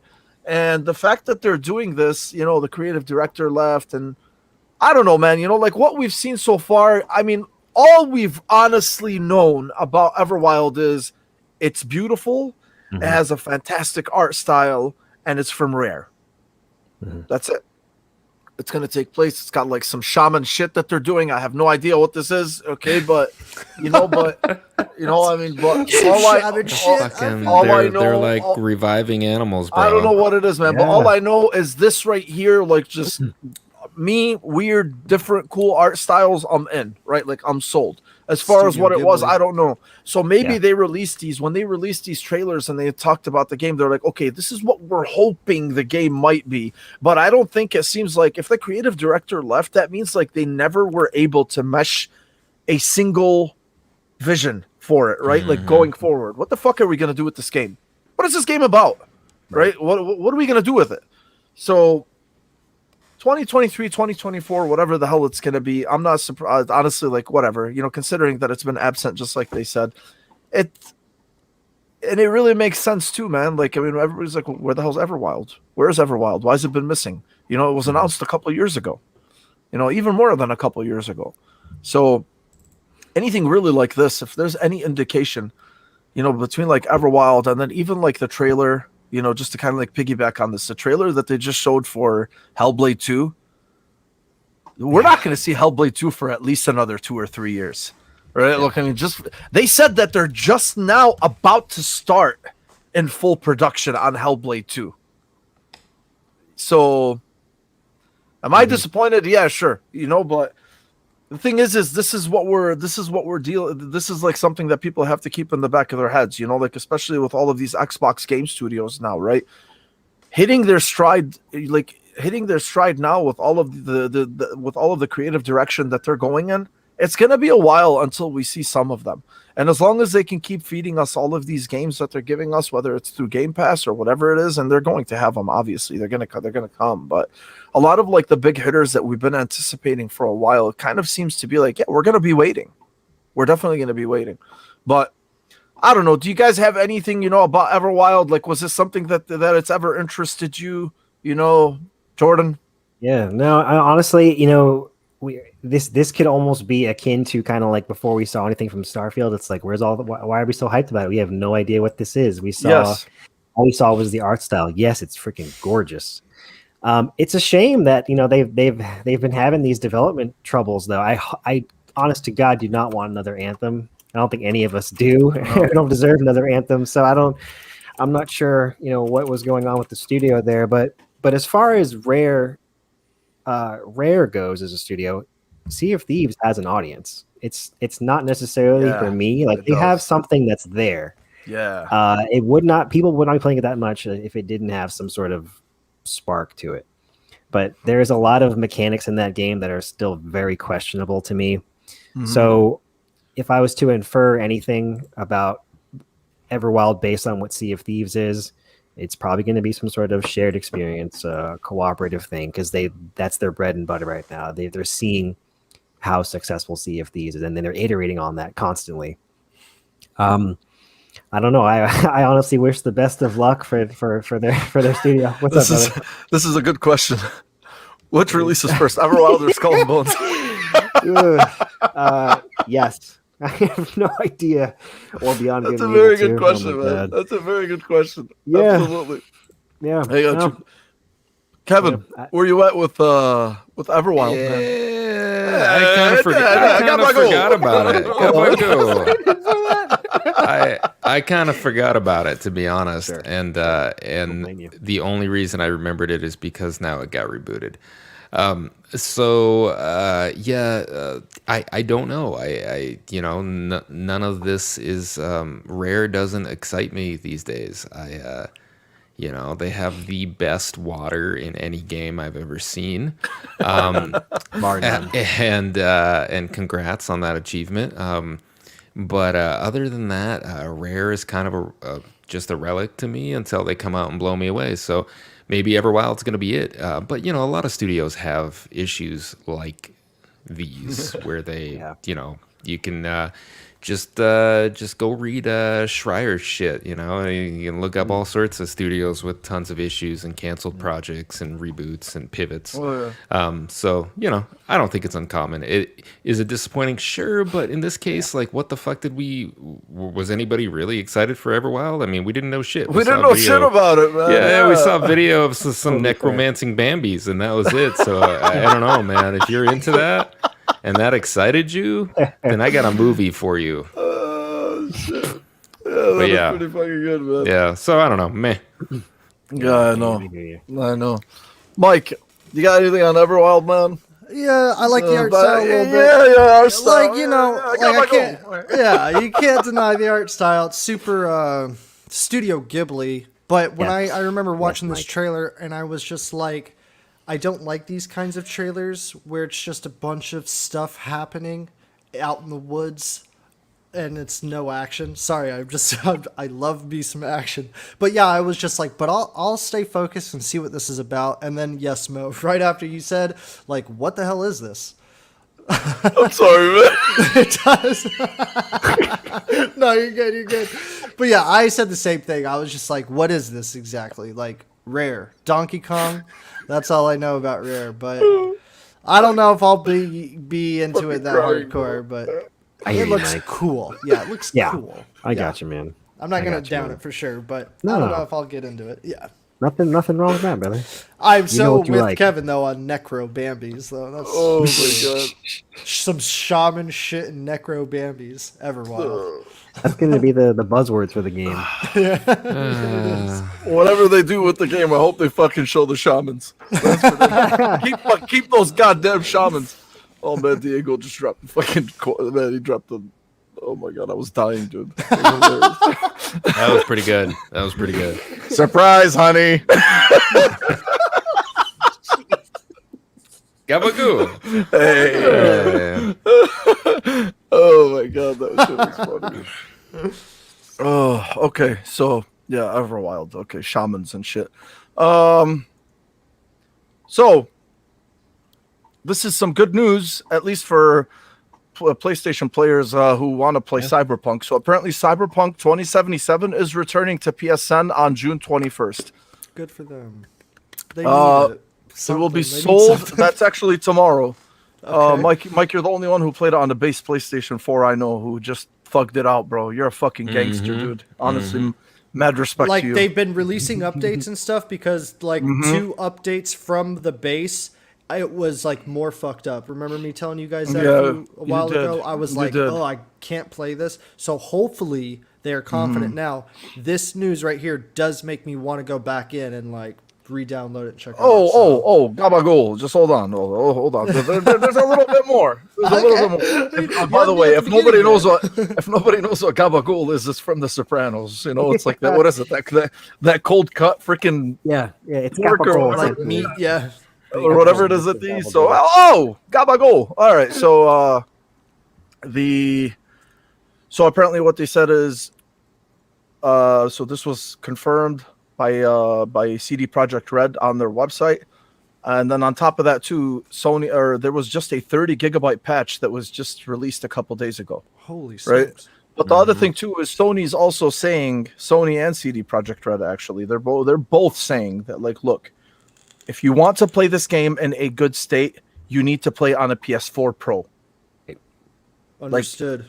This was something that they should have. This was something that they obviously should have confirmed from before. You know, when they fucking knew that their game was so ambitious that just the old consoles just were going to be hard to put it on, I guess. You know, or hard to optimize it for. But at least, like, they're being more upfront now, all things considered. You know, just because of the slap in the face that they got over, you know, since its release. So, if Sony is willing to put it back onto the PS Store now, 6 months after the release of the game, that means they must be pretty happy with the state that it's in.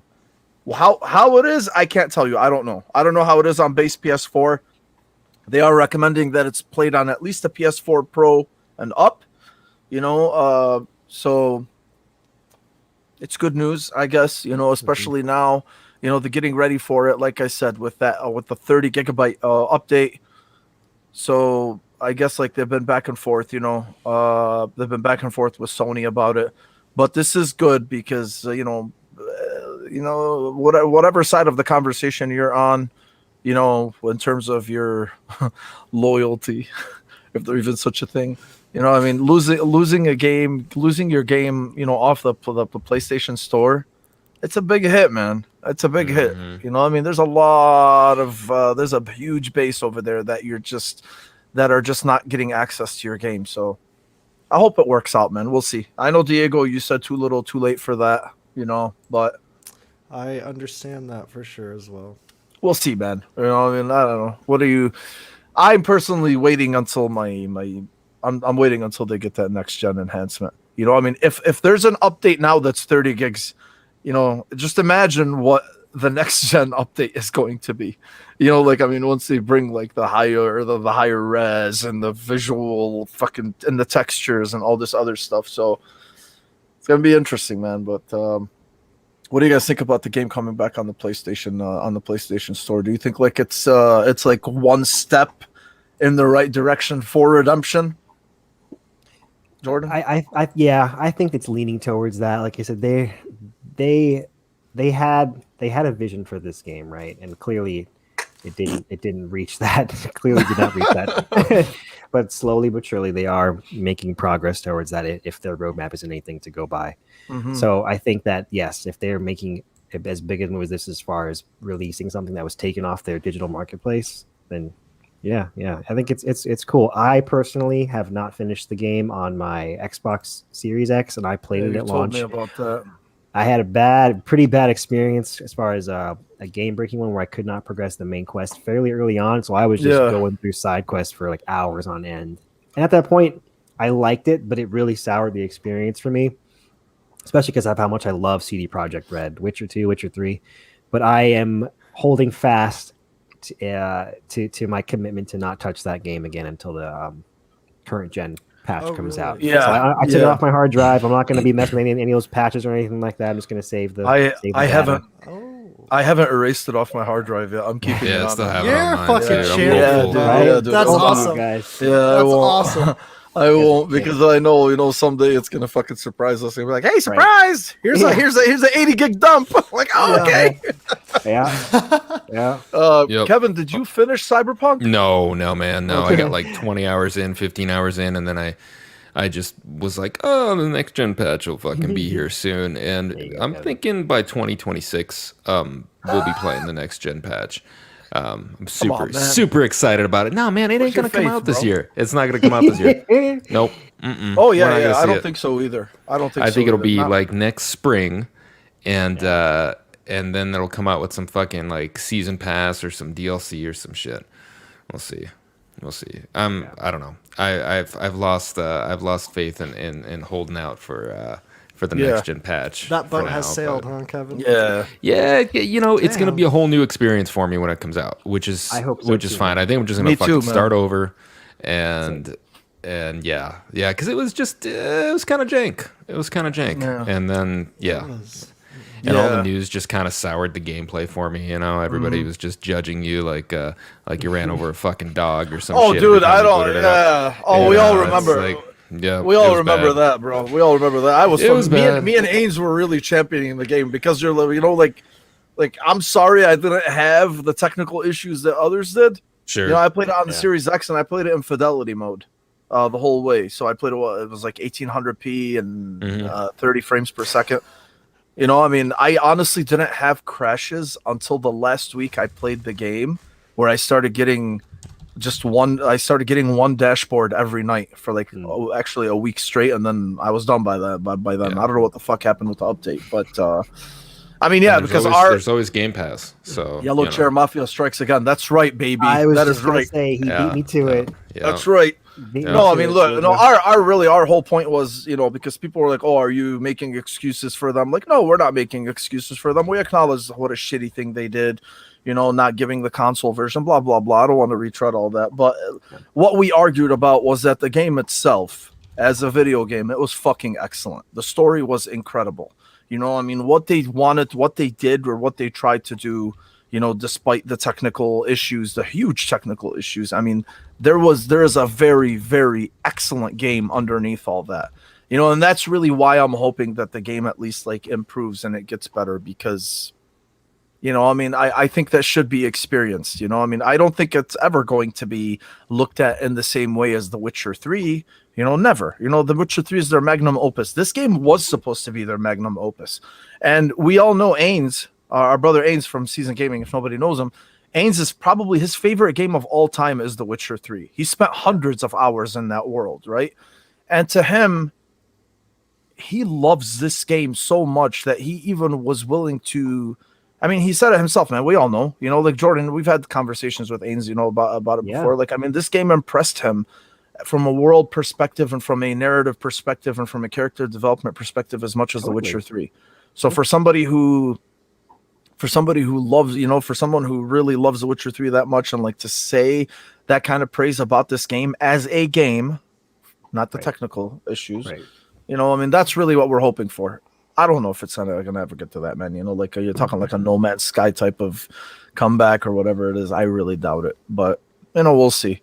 And then we have Mike, the sacrificial lamb, the poor guy who actually fucking played this game on a base PS4. I'm surprised your house did not short circuit, dude. Honestly, bro, it was on its way. It's very impressive, man. It was on its way. It had that build up. I thought the fan was gonna come out my PS4 and stick it in my wall or something. I think this is really good. I want this game to succeed because I had a blast with it on the base until it started getting a little too shitty for me. I had minor difficult glitches that would make me be like, this game's totally fucked right here, and then it would get a little bit better, like flying and floating, spinning bodies or vehicles and that kind of stuff, When all the people jumped off the top of the building all the time. That was a strange thing. Right when I began the game, somebody just fell from the sky, and I was like, "Are they doing corporate suicide?" I don't understand. Good theme. I like cool theme or whatever. Fuck. But I want this game to do good just because I saw it. I saw what it had to give, and what it had to give was a lot of good, new, fresh takes on what I would say is a basic in gaming, understand your area and then approach how you want to. But the way they got the hacking and the sneaking and the shooting, you don't have to sneak. You can just go in there guns a-blazing. They had just so many little, I'm losing the word, little engine things that you could or could not do. These choices you can make, the skills that you could enhance your player with. It was really, really something else. And I really got this whole, futuristic Metal Gear vibe from it a lot. And I was really, really bummed out when I loaded up that a patch or two ago, and I just moved my camera. I was in the middle of the road and I just moved it just to view the city streets, and it was just so choppy that it gave me a bad feeling in my body that I was fuck, I literally don't want to play this game anymore. When I hear you guys talk about it and you're like, I don't want to touch it until next gen, like, I feel like that's a good idea. I don't want that to happen because, like, I feel like that game's story, because Mo's pretty much the reason why I want to beat the game. And I'll kind of go through these little glitches or whatever, as long as they're minor or whatever. But I am almost afraid to say that I probably might download it on my Pro just to give it a shot. Maybe give you guys an update or something. Yeah. I don't know, like, but I like that whole, like, fresh start, very clean. That's what the game was supposed to be like, and then now I'm experiencing it so I can forget about all that other shit, but that's okay. Mm-hmm. It's okay. Yeah. It's good though. It's good because that means it's making progress. And I know they made progress because their company got hacked recently. Is that true? Not the hack, but they made progress with it, right? I saw something about that. Yeah, they're like it's all like all this legal shit. Man, imagine going through that shit. Mike, you have an admirer here, man. Mike is the hero we never asked for. Hey, I'll give it a shot, man. I like playing those games. Not a lot of people like to play. Real recognize real, bro. Oh man. Oh, that's fucking awesome. Okay, let's see. So Microsoft apparently. So this is something that I thought was excellent. It's really cool. Really they're ahead of the game, bro. So they're bringing next gen Xbox games to the Xbox One with Xcloud. So they said this is a way for existing Xbox consoles to play next-gen games. So they'll let Xbox One players play next-gen games through the Xcloud service. And that means the 2013 hardware will be able to play Xbox Series X exclusive games from 2021, extending the life cycle of what would normally soon be obsolete boxes. Really, when you think about this, too, this really goes with the whole pro-consumer thing, or like all of these great moves that Microsoft has been doing, because look at what they're doing now, right? Like, okay, you have hardware that's 8 years old right now.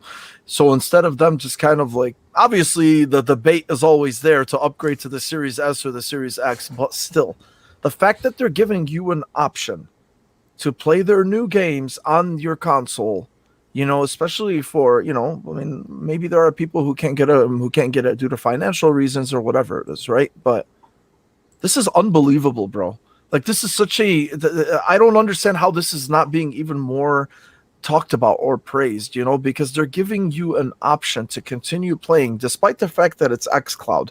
You could say, oh, it's streaming. It doesn't fucking matter, right? It's still 8-year-old hardware that you'll still be able to utilize for so many years. That's crazy.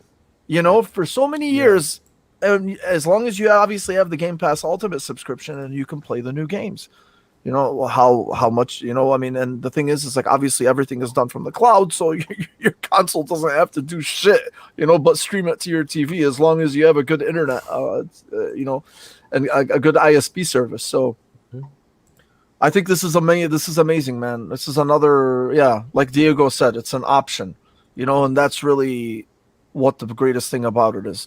They're not coming out and telling you, hey, you're fucked, right? Yeah. Either upgrade or you're fucked. That's not what's happening. They're telling you, like, okay, look, hey, we can work with, gotta go.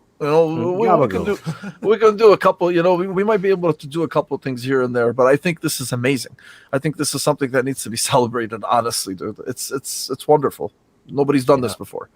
What do you guys think, Kevin? Mr. Xbox? I'm excited. I'm excited. Yeah, I'm excited. Actually, fuck, I mixed you up with Jordan, but you go ahead first. Oh, that's fine. I'll go ahead. Happens all the time. I'm excited. All the time.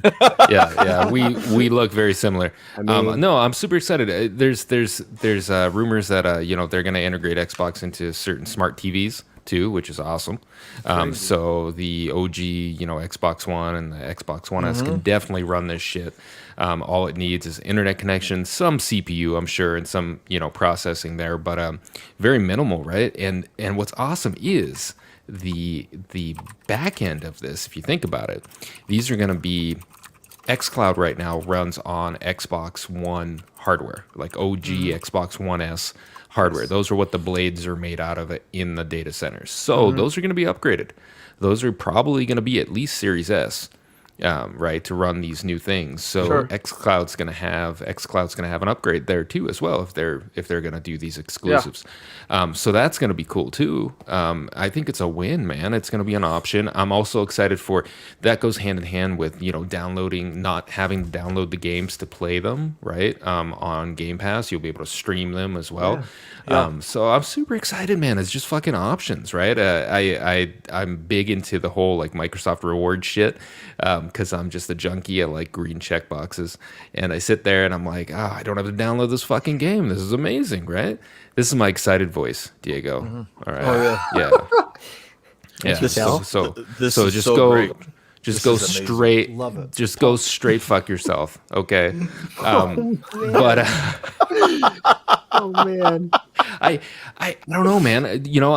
I'm reaching 40. The excitement's just low. It's just I keep trying to get some pills from our homeboy Dr. Mo, but he doesn't just write scripts for some reason. I don't understand. First of all, you got to check your testosterone level, homie, because I think I'm a little low. Yeah, you and I both. You got to give it to me in the butt, don't you? If you look at Kevin, or if you look at Jordan and Mike, they still got that life. Look at that. They got that life in their face. Yeah, where it just sucked clean, man. Yeah, they have good therapeutic levels of testosterone. Mike, you and me, Mike, going strong. Yeah, we're gonna need those injections at some point, man. You're probably right. I think the faster you accept it, the better. But now that won't explain the fact that every single emotion that you have is really the same. I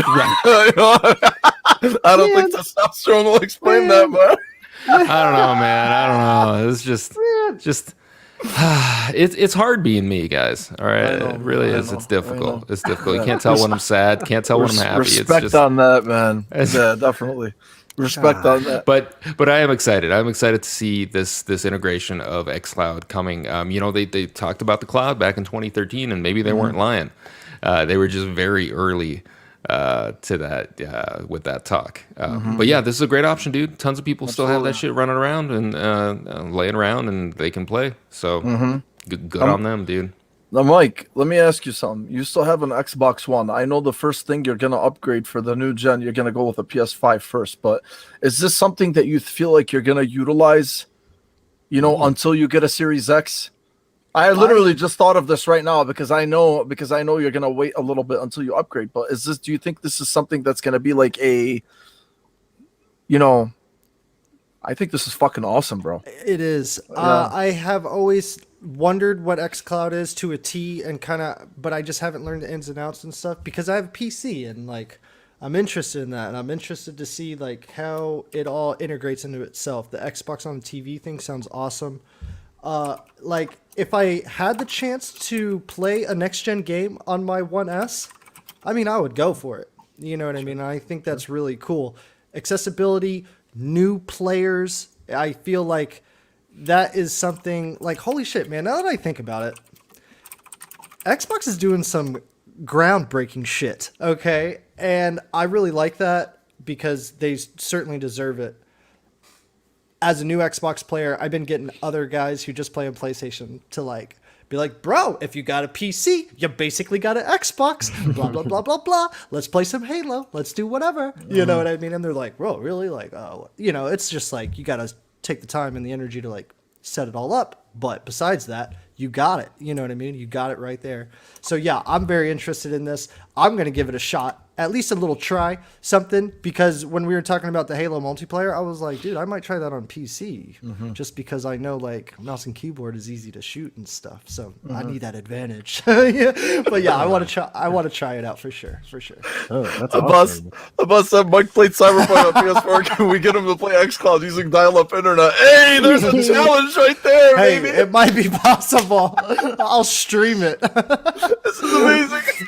Oh my god! You know what, That'd be painful. We'll keep that in mind, dude. We'll definitely keep that in mind for him. Jordan, what do you think? What do you think of this, man? No, I think it's awesome. This is kind of like Xbox's vision. They want you all the smart devices that consumers already have. They want you to be able to experience games on their platform, whatever you're on, be it a smart TV, be it a smartphone. And now, again, a previous generation base Xbox One console That's freaking awesome.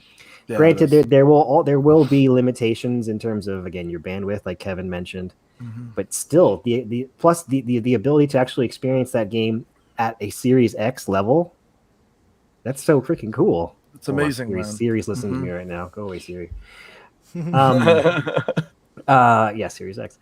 That is awesome. And I totally forgot about Mike having an Xbox One. That would be an ideal, again, kind of like a guinea pig of in our own little circle to be say like, hey, how does this work?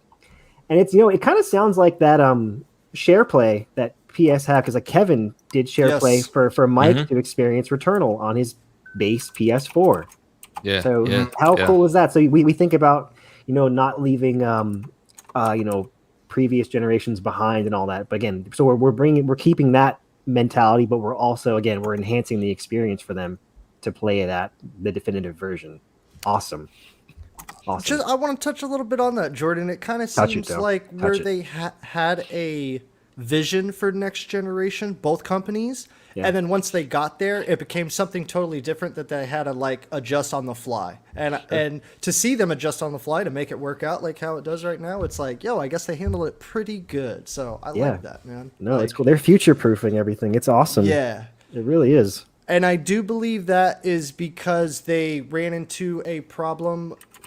Probably I want to say 2015, 2016 area, that all this integration from the PS4 era, Xbox One era, even getting it to go to Twitter or even sharing it or streaming on YouTube from the console itself was a new thing. And I bet that was a big problem when it comes to connecting and UIs. I don't know if I'm using the correct jargon here, but you know what I'm saying. I bet that was a big obstacle for them to overcome, and it is on fucking point now. It's so on point to me. I remember thinking, I had a mindset back in the 2014, 15, 16 areas where I was like, dude, if it was just like this and you could do this, that would be awesome. And then bam, they made it happen. I was like, holy shit, we are in the future or whatever. So it seems like we're more getting into the future as we go. Definitely. Yeah, definitely, man. It's amazing. So good for them, dude. This is awesome. Okay. Let me see. So really quick, just something noteworthy or newsworthy. Plague Tale: Innocence, right after being announced, right after Requiem being announced. So Asobo announced that there is a next gen update coming, 4K 60 FPS on the Series X and the PS5. And a Switch Cloud version as well. So this is coming on July 6th. So 3 weeks from now. That's amazing. If you've never played the game, now you have an even greater reason to. And I remember I played it on the One X. It was already enhanced for the One X, but the game was beautiful, and a lot of people who played it on the PC, obviously they got more out of it. So I think right now it's definitely time for us to be the ones who really get to experience that fruit of their labor, besides you PC assholes that get to freaking enjoy everything. So yeah, dude, it's an amazing game, and I'm really, really excited about that. So have you guys played it? Everyone here played it? Yes. Yes. Fuck my life, Mike. You're killing me, Smalls. Yes, you're killing me, Smalls. But it's okay. You're gonna play it. In the definitive version. Yeah, you should. It's good. It's good. Yeah, that's what I've heard. It starts off a little slow, and then it speeds up, and the story is good enough.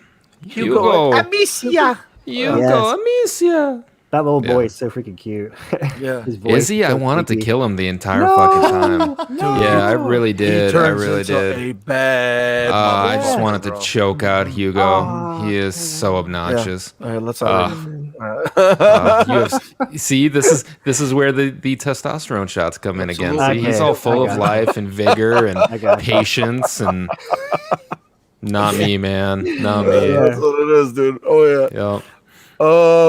Okay. And then let me see. Flight Simulator. They had some again on VGC.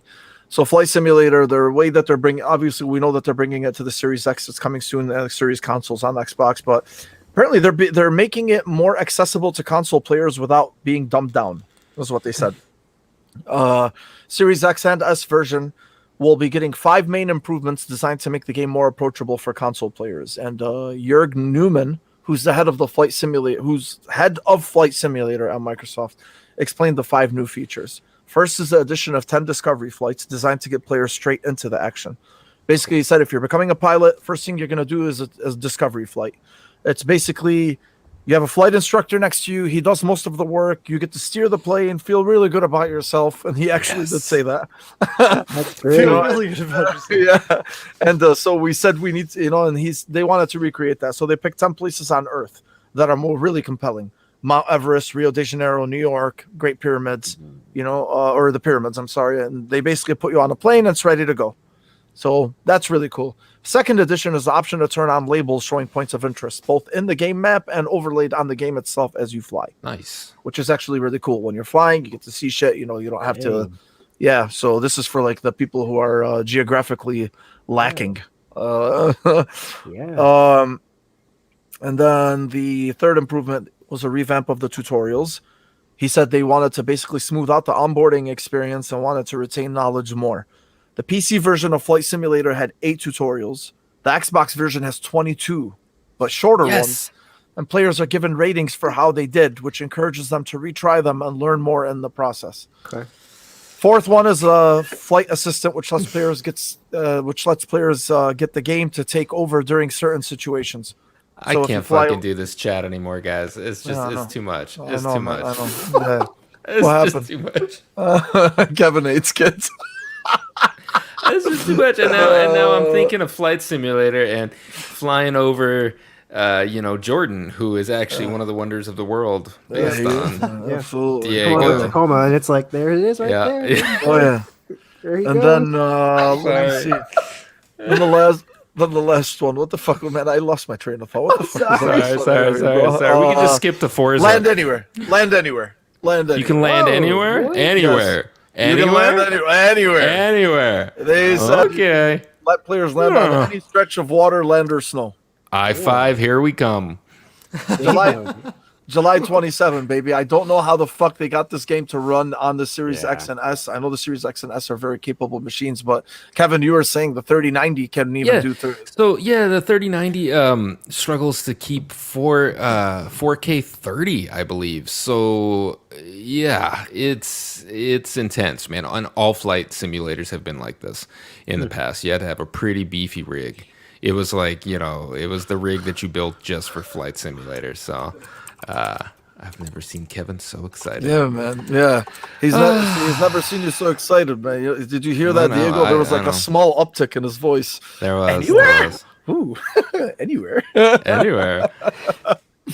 So anyway, we were talking about this. I think this is going to be definitely the game that we just, when you don't feel like playing shit, when you don't feel like doing shit, you just want to see stuff. I think this is something, this is going to be really, really handy.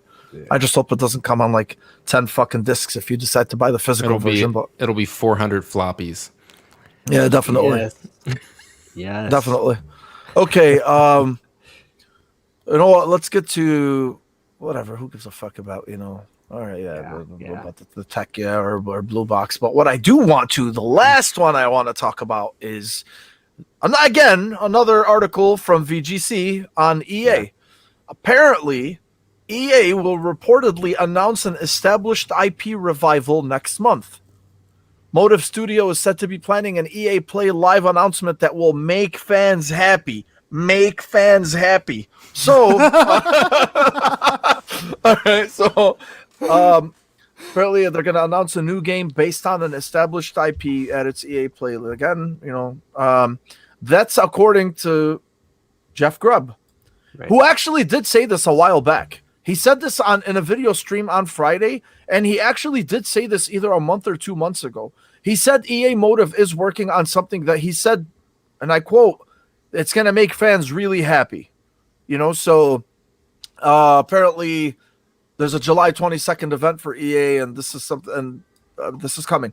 So, everybody, where did everybody's, thought process go to? Everybody started thinking about Dead Space, right? Mm-hmm. Is this going to be if he's saying it's going to make a lot of people happy, I don't fucking think that they're going to make, Star Wars, Unraveled 3, So or Untangled or Unraveled or whatever it is. Are you saying Unraveled is not the best game? It could be. Come on. It could be. It could be. You're killing me. Okay, I'm sorry. Yeah, it probably could be. But what do you guys think of this, man? I'm not gonna put those fucking eggs in that basket. I don't want to get myself too excited, And then they're saying it's a new game based on an established IP. So let's just say that this is Dead Space 4. Right. How excited are people going to be knowing that the original creator of Dead Space, who took a lot of people with him, who is now working with what the fuck's his name, man? Oh my god, I can't believe I forgot his name. My old age, dude, I swear to God. Anyway, they're working on the Callisto Protocol, which is really a spiritual successor to Dead Space. So the creators of Dead Space are creating the spiritual successor to Dead Space, but off of the EA label. So let's just say that this is EA telling us, like, hey, this is not Visceral. This is EA Motive working on Dead Space 4. How would you guys take that? Honestly, I don't know how the fuck I would take it. I'd be excited, but it's not the original team. But we've seen new teams do great things with old IPs. You want to inject that new flavor, that young blood or whatever it is. But what could it possibly be outside of that? What is going to make EA fans so fucking happy, right? About a new game with an established IP. We already knew NCAA football is coming. We are Madden, okay. FIFA, okay. We already know Tiger Woods or whatever. The golf game is coming back, and I don't think this is going to make fans ooh, All right. So what is it that EA is offering besides this that actually makes sense to you guys? And if it is 4, do you think that this is cool? Something good? Jordan? Start with you, man. The elephant in the room is that, Dead Space, right? Everyone's clamoring for that game to make a return in some shape or form. I don't know if it will be that, just because they have a track record of letting us down with things like that. But like I said, Diego said it's Dante's Inferno too. Hell Mike, Hell yeah, that's they heard Mike cries when I played it last time. I was like, EA made this game. What the yes, fuck? Yeah. What you said for sure. Aside from that, maybe it could go back to another Star Wars game, like even though it wasn't technically their baby, like Republic Commando. I don't know. But Star Wars 1313. Yeah. But they said it's an established IP. Yeah. It's already an established IP. Star Wars 1313 was never came to be. Right. So Republic Commando, but again, that wasn't an EA game. But they have the publishing rights for Star Wars games. Okay, but Republic Commando is really like a cult classic. This is true. It's not something where everybody's gonna be like, oh my god, Gabagool. Crisis back, Gabagool. What the hell? Yeah. So I don't know. I feel like I want it to be Dead Space. If it's not, I'll just be like, hey, that's what I'm saying. What else makes sense here? Right. What else makes sense? I have no idea what else makes sense here, honestly. Dash makes a good point. He says if they got a new team that's passionate about the IP, then let's go. I'd be excited. Yeah, dude, absolutely. And honestly, we can't really be hypocrites with this thing too, because we're kind of like in 343's corner, right? A lot of 343 is not Bungie. Sure, they took a few people from Bungie, but overall, Bungie stayed Bungie, right? And then 343 is just all new blood. Right. And however you feel about what they did with Halo, still, these are people that love the game and the franchise, and they and they just wanted to add in their own, fresh takes and whatnot. So, I don't know. Yeah, I'd definitely be behind this as well, but but personally, I don't know what else it would be. Right. Like I'm trying to make sense of what else is going to excite us from EA. If it's not that, then it's something from BioWare. What are you going to tell us? A Jade Empire 2? So... That would be a big leap for Motive Studios to go from something like Squadrons and Star Wars Battlefront into a full RPG like that. But who knows? So, I'm just going to say, surprise me, EA. Yeah. Don't let me down. Kevin, what do you think, man? What if nothing excites me anymore, but... I think if it was Dead Space, it would be fantastic. Yeah, I believe if it was Dead Space, it would be fantastic. I'm a Dead Space junkie. I love Dead Space. So I would love it to be Dead Space, either a prequel or a sequel or a different ship or a different world or in the Dead Space universe. I don't fucking care.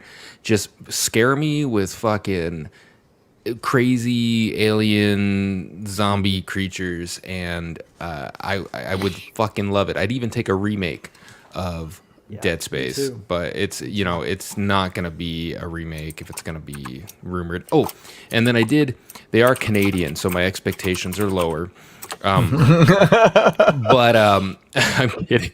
I don't know what's going on, but there were rumors that they were working on another Star Wars game, but that kind of got squashed, I guess, late last year, that it wasn't a Star Wars game. So I don't think it's going to be Star Wars.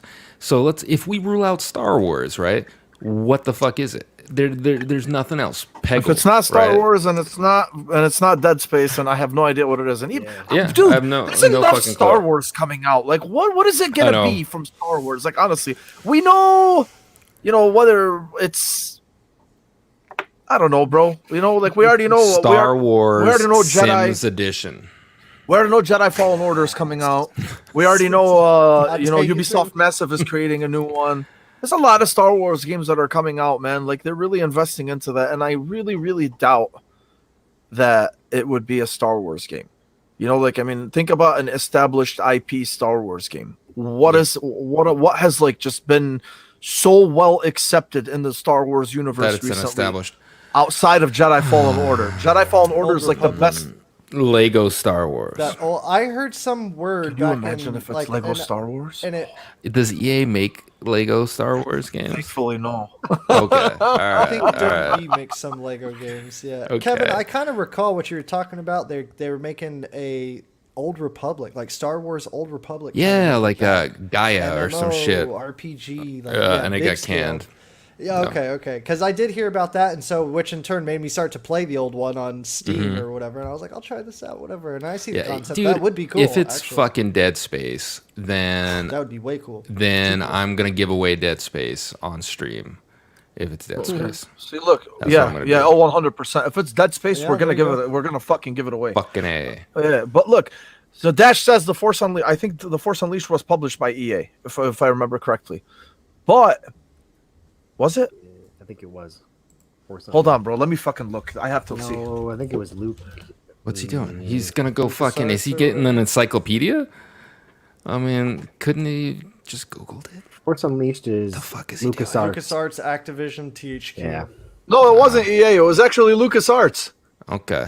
Is there an echo in here? He just wanted to fucking touch one of his physical copies. Yeah. Yeah, I know. That's all. He just look at me. I had to flex on you bitches. I I had to flex on you bitches. Yeah. I'm surprised you didn't have to go to the card catalog and look it up and then have your wife fucking go into the archives. The Rolodex. Hey, no bullshit though. I swear to God. Hey, all bullshit aside, I'm surprised it's not EA.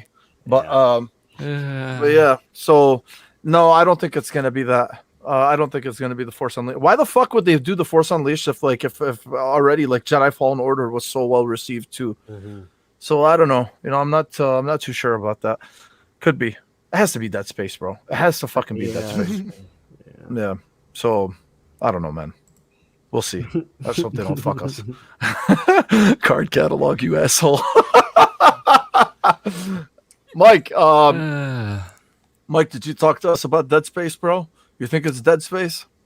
I hope it is, because Dead Space is like one of my favorite Xbox. Like, I played Dead Space on Xbox my first time I got a 360. That shit was incredible. Right. It was incredible. Right. It was. I watched all the is. cartoon movies. I really like that whole concept of like you get crazy with this, monolith or whatever. Very cool. Necromorphs, straight hard fucking core, alien bodies, man. Yes. I like it a lot. I like the concept. Cut the limbs off. Burn it. And it's got the thing, like, The Thing. dude. Yeah. Gabagoo. Imagine that kind of creepy shit this generation. These kind of graphics, the lighting, ray tracing, the ambience, like, ooh. Like, yeah. I mean, that game reinvented the life bar, man. It put it on the character instead of on a. That's on true. the screen. That's true. They reinvented the life bar. So yes, minimal HUD elements, dude. Speaking of Dead Space, real quick for any of the viewers, there's a really good, I think it's like an hour interview with the creator of Dead Space, and he goes through all the creation ideas that he had and just some of the experiences that went through it, and it's a very good video. Very good video. Yeah, Mike. Oh, fucking Rolodex, you guys are. What's up? Oh, that's awesome. So anyway, I think we can all agree on that. I think it's probably going to be Dead Space. It should be fucking Dead Space for sure. So. Yeah, definitely. All right. Well, my friends, that was the last topic for the day. We actually had a couple more, but who gives a fuck, honestly? We'll find out soon enough. We were going to talk about the blue box thing with Kojima, this whole fucking scavenger hunt crap. It's a conspiracy theory. Apparently, there's a trailer coming out on Tuesday, so we'll see. God. Yeah, it's just going to be some stupid shit. Who knows, honestly. Yeah. Kojima-san. Yeah, so this is why, man, Diego, god damn it. We really don't. Oh, okay. So, yeah. So they were. Here we go. That was the plan. I don't know, right? Like, I mean, knowing Konami, and because they only make pachinko machines now, games for pachinko machines, apparently it looked like that they were just teasing Silent Hill for their merch store. They weren't teasing Silent Hill with their merch store, if that makes sense. So I'm not going to hold my breath. I'm going to wait and see what happens. I think this is fucking amazing what's going on, especially with this guy, Hasan Kahraman, whose name, if you translate it from Turkish to Japanese, is actually Hideo, so I don't know. There's a whole Reddit page of it's all fucking the crazy. instances. I really think if anybody wants to go down that rabbit hole, definitely hit up that Reddit and see what the hell they're doing. It's amazing. It's like on this day, it accords to this person. And it's crazy. To say the number 14th it's definitely letter in the alphabet. I think if we had more time, we would have definitely dove into it. But let's see what happens Tuesday. Tuesday is going to be some funny shit. Apparently, I think Jeff Keighley's in on something. Maybe. I don't know. But we'll see. We'll see what. Yeah, and then Dash just said like that Reddit page Kevin is posted is convincing. So we'll see, man. Yeah, Kevin, you posted it. That's right. Forgot about that. Yeah. I found it on Reddit, and I'm like, all right. And I kept reading it, and it's like, okay, yes, the Earth is flat. Yes, I believe. I believe.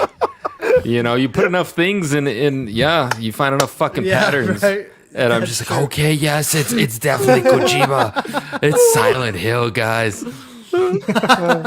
So basically, you're a believer by the end of it, right? I'm totally, if it's not Silent Hill, Big Caucus 32, and the comment by Mike's Vagina, those two definitely convinced me. Right. Got you. Has drank the Kool-Aid. Let's do it, man. Let's do it. Let's go. Silent Hill, non-existent Silent Hill. Let's fucking will it into existence. All right. That was it, guys. This is it for the week. I hope everybody had. Thank you guys for joining us. Everybody here, Diego, Dash, every one of you guys, man. Seriously, we really appreciate it. Fucking Sundays are always a blast with you guys, man. Boss, thanks for coming in. And I'm just going up, man. Game Positive, man. Always a pleasure with you, ERG. Matt, thanks for popping in. If you're still here, Doom, everybody, thank you guys. Happy Father's Day to everybody, whether you have legitimate or illegitimate children, like our friend Jordan over here. Hey-o. And we hope you guys, we hope everyone has a wonderful week. We hope this week is at least, we actually did a pretty good job, all things considered, because it was a pretty slow week. So we were thinking like, man, there's really not much to talk about, but fuck, man, you put a few guys together in front of a camera. That's how we do it, man. It's always preach. So it's always a good conversation, especially with you guys. So thanks for being out with us. And then next week, I think we're gonna have a lady from GBTB with us. So nice. That should be a pretty fun. That should be a pretty fun show. So hope everybody has a wonderful week. You guys got any final thoughts? I just wanted to shout out Louise for doing our avatars. Yeah. Oh, you know what, man? I'm gonna flex mine too. Yeah. Let's do it. Louise, Let's freaking do it. yeah. You know what? And then Diego. Mo can turn what's supposed to be a 30-minute meeting into 2 hours. Yes, I can, bro. Yes, I can. Last night was definitely an indicator of that. My fucking son. Oh yeah, let's flex these, man. With our powers combined. Oh yeah, with our powers combined. Fucking awesome, dude. This guy did such a great job. Yeah.